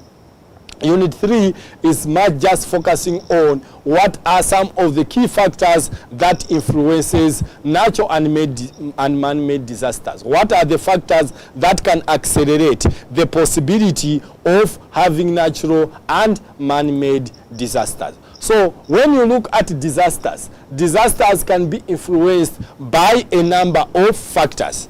They can be political factors influencing disasters. We can talk about economic factors influencing disasters. We can talk about social cultural factors influencing disasters. Ideological factors influencing disasters. Ecological factors, institutional, scientific, and even technological factors. These can affect disasters. So these are some of the key factors that can influence disasters. You talk about political factors. You look at how politicians or political decisions are made. Sometimes decisions are made that can lead to a disaster. We've had cases of where maybe you have mass killings of people as a disaster because maybe of political differences. You talk about a situation whereby from the political side, maybe because politicians are in power, they might end up approving that maybe a certain, let's say, gas plant be constructed in an area where people are housed, and then if an explosion happens, then people will be affected. You talk about economic factors, because every time we want, this world now is about production, productivity. As we are trying to use a lot of resources, natural resources, to increase our productivity, our economic well-being, we are also releasing a lot of toxic substances in the air and in the environment that can cause a disaster. There are also a lot of accidents that can relate to that. There can also be some social-cultural factors whereby maybe people are living closer because of their cultural beliefs and all that. They can go to places where maybe they are not supposed to be. Maybe they can be exposed to a disaster, but because of their social beliefs, cultural belief, because of even their ideological stand, they might end up being exposed to areas where they are not supposed to be. Ecological aspects, we are talking about issues of environmental degradation also affecting disasters. Institutions that we have, sometimes some institutions that we have will also end up affecting the rate of disasters, including when we talk about scientific and technological aspects. There is a lot of sciences being developed, and as people are increasing their scientific endeavors, you can have, by the end of the day, situation, we've had situations whereby people in the lab create a virus, or people in the lab create something that they throw it out, and then it causes a lot of disasters and a lot of human suffering. People using a certain technology to destroy other human beings and to destroy other types of life. So these are some of the issues that will come in as the major factors that affect disasters. So we've just looked at this in brief, so you just know them to say when you talk about factors in general terms that influence disasters, these are some of the key factors that will influence disasters. But after our cut 2, we will take some time to, after our cut 1, sorry, we will take some time to look now at each one of these factors and try to understand how each one of these affect or influence natural disasters. So I think we are remaining with just some 3 minutes. I think we have covered what I had planned. I will be able to share this PPT today just after the class. So I think I will be able to share, you'll be able to have it. But for now, that means for disaster relief management, we've managed to cover our cut portion. For entrepreneurship development, we also managed to cover our cut 1 portion. I think tomorrow we'll come in, we'll see how it go. Maybe I might come in, I will liaise with Mr. Clement. If Mr. Clement will not be available, that means I will come in to take part of his course tomorrow afternoon. But if he's available, he will be able to come and take class. So thank you very much. I don't know if there is any question that I need to respond to. Okay, no question. Okay, thanks so much. So I think we can leave the session at this point. We'll be able to meet again tomorrow for the next session. Thank you very much.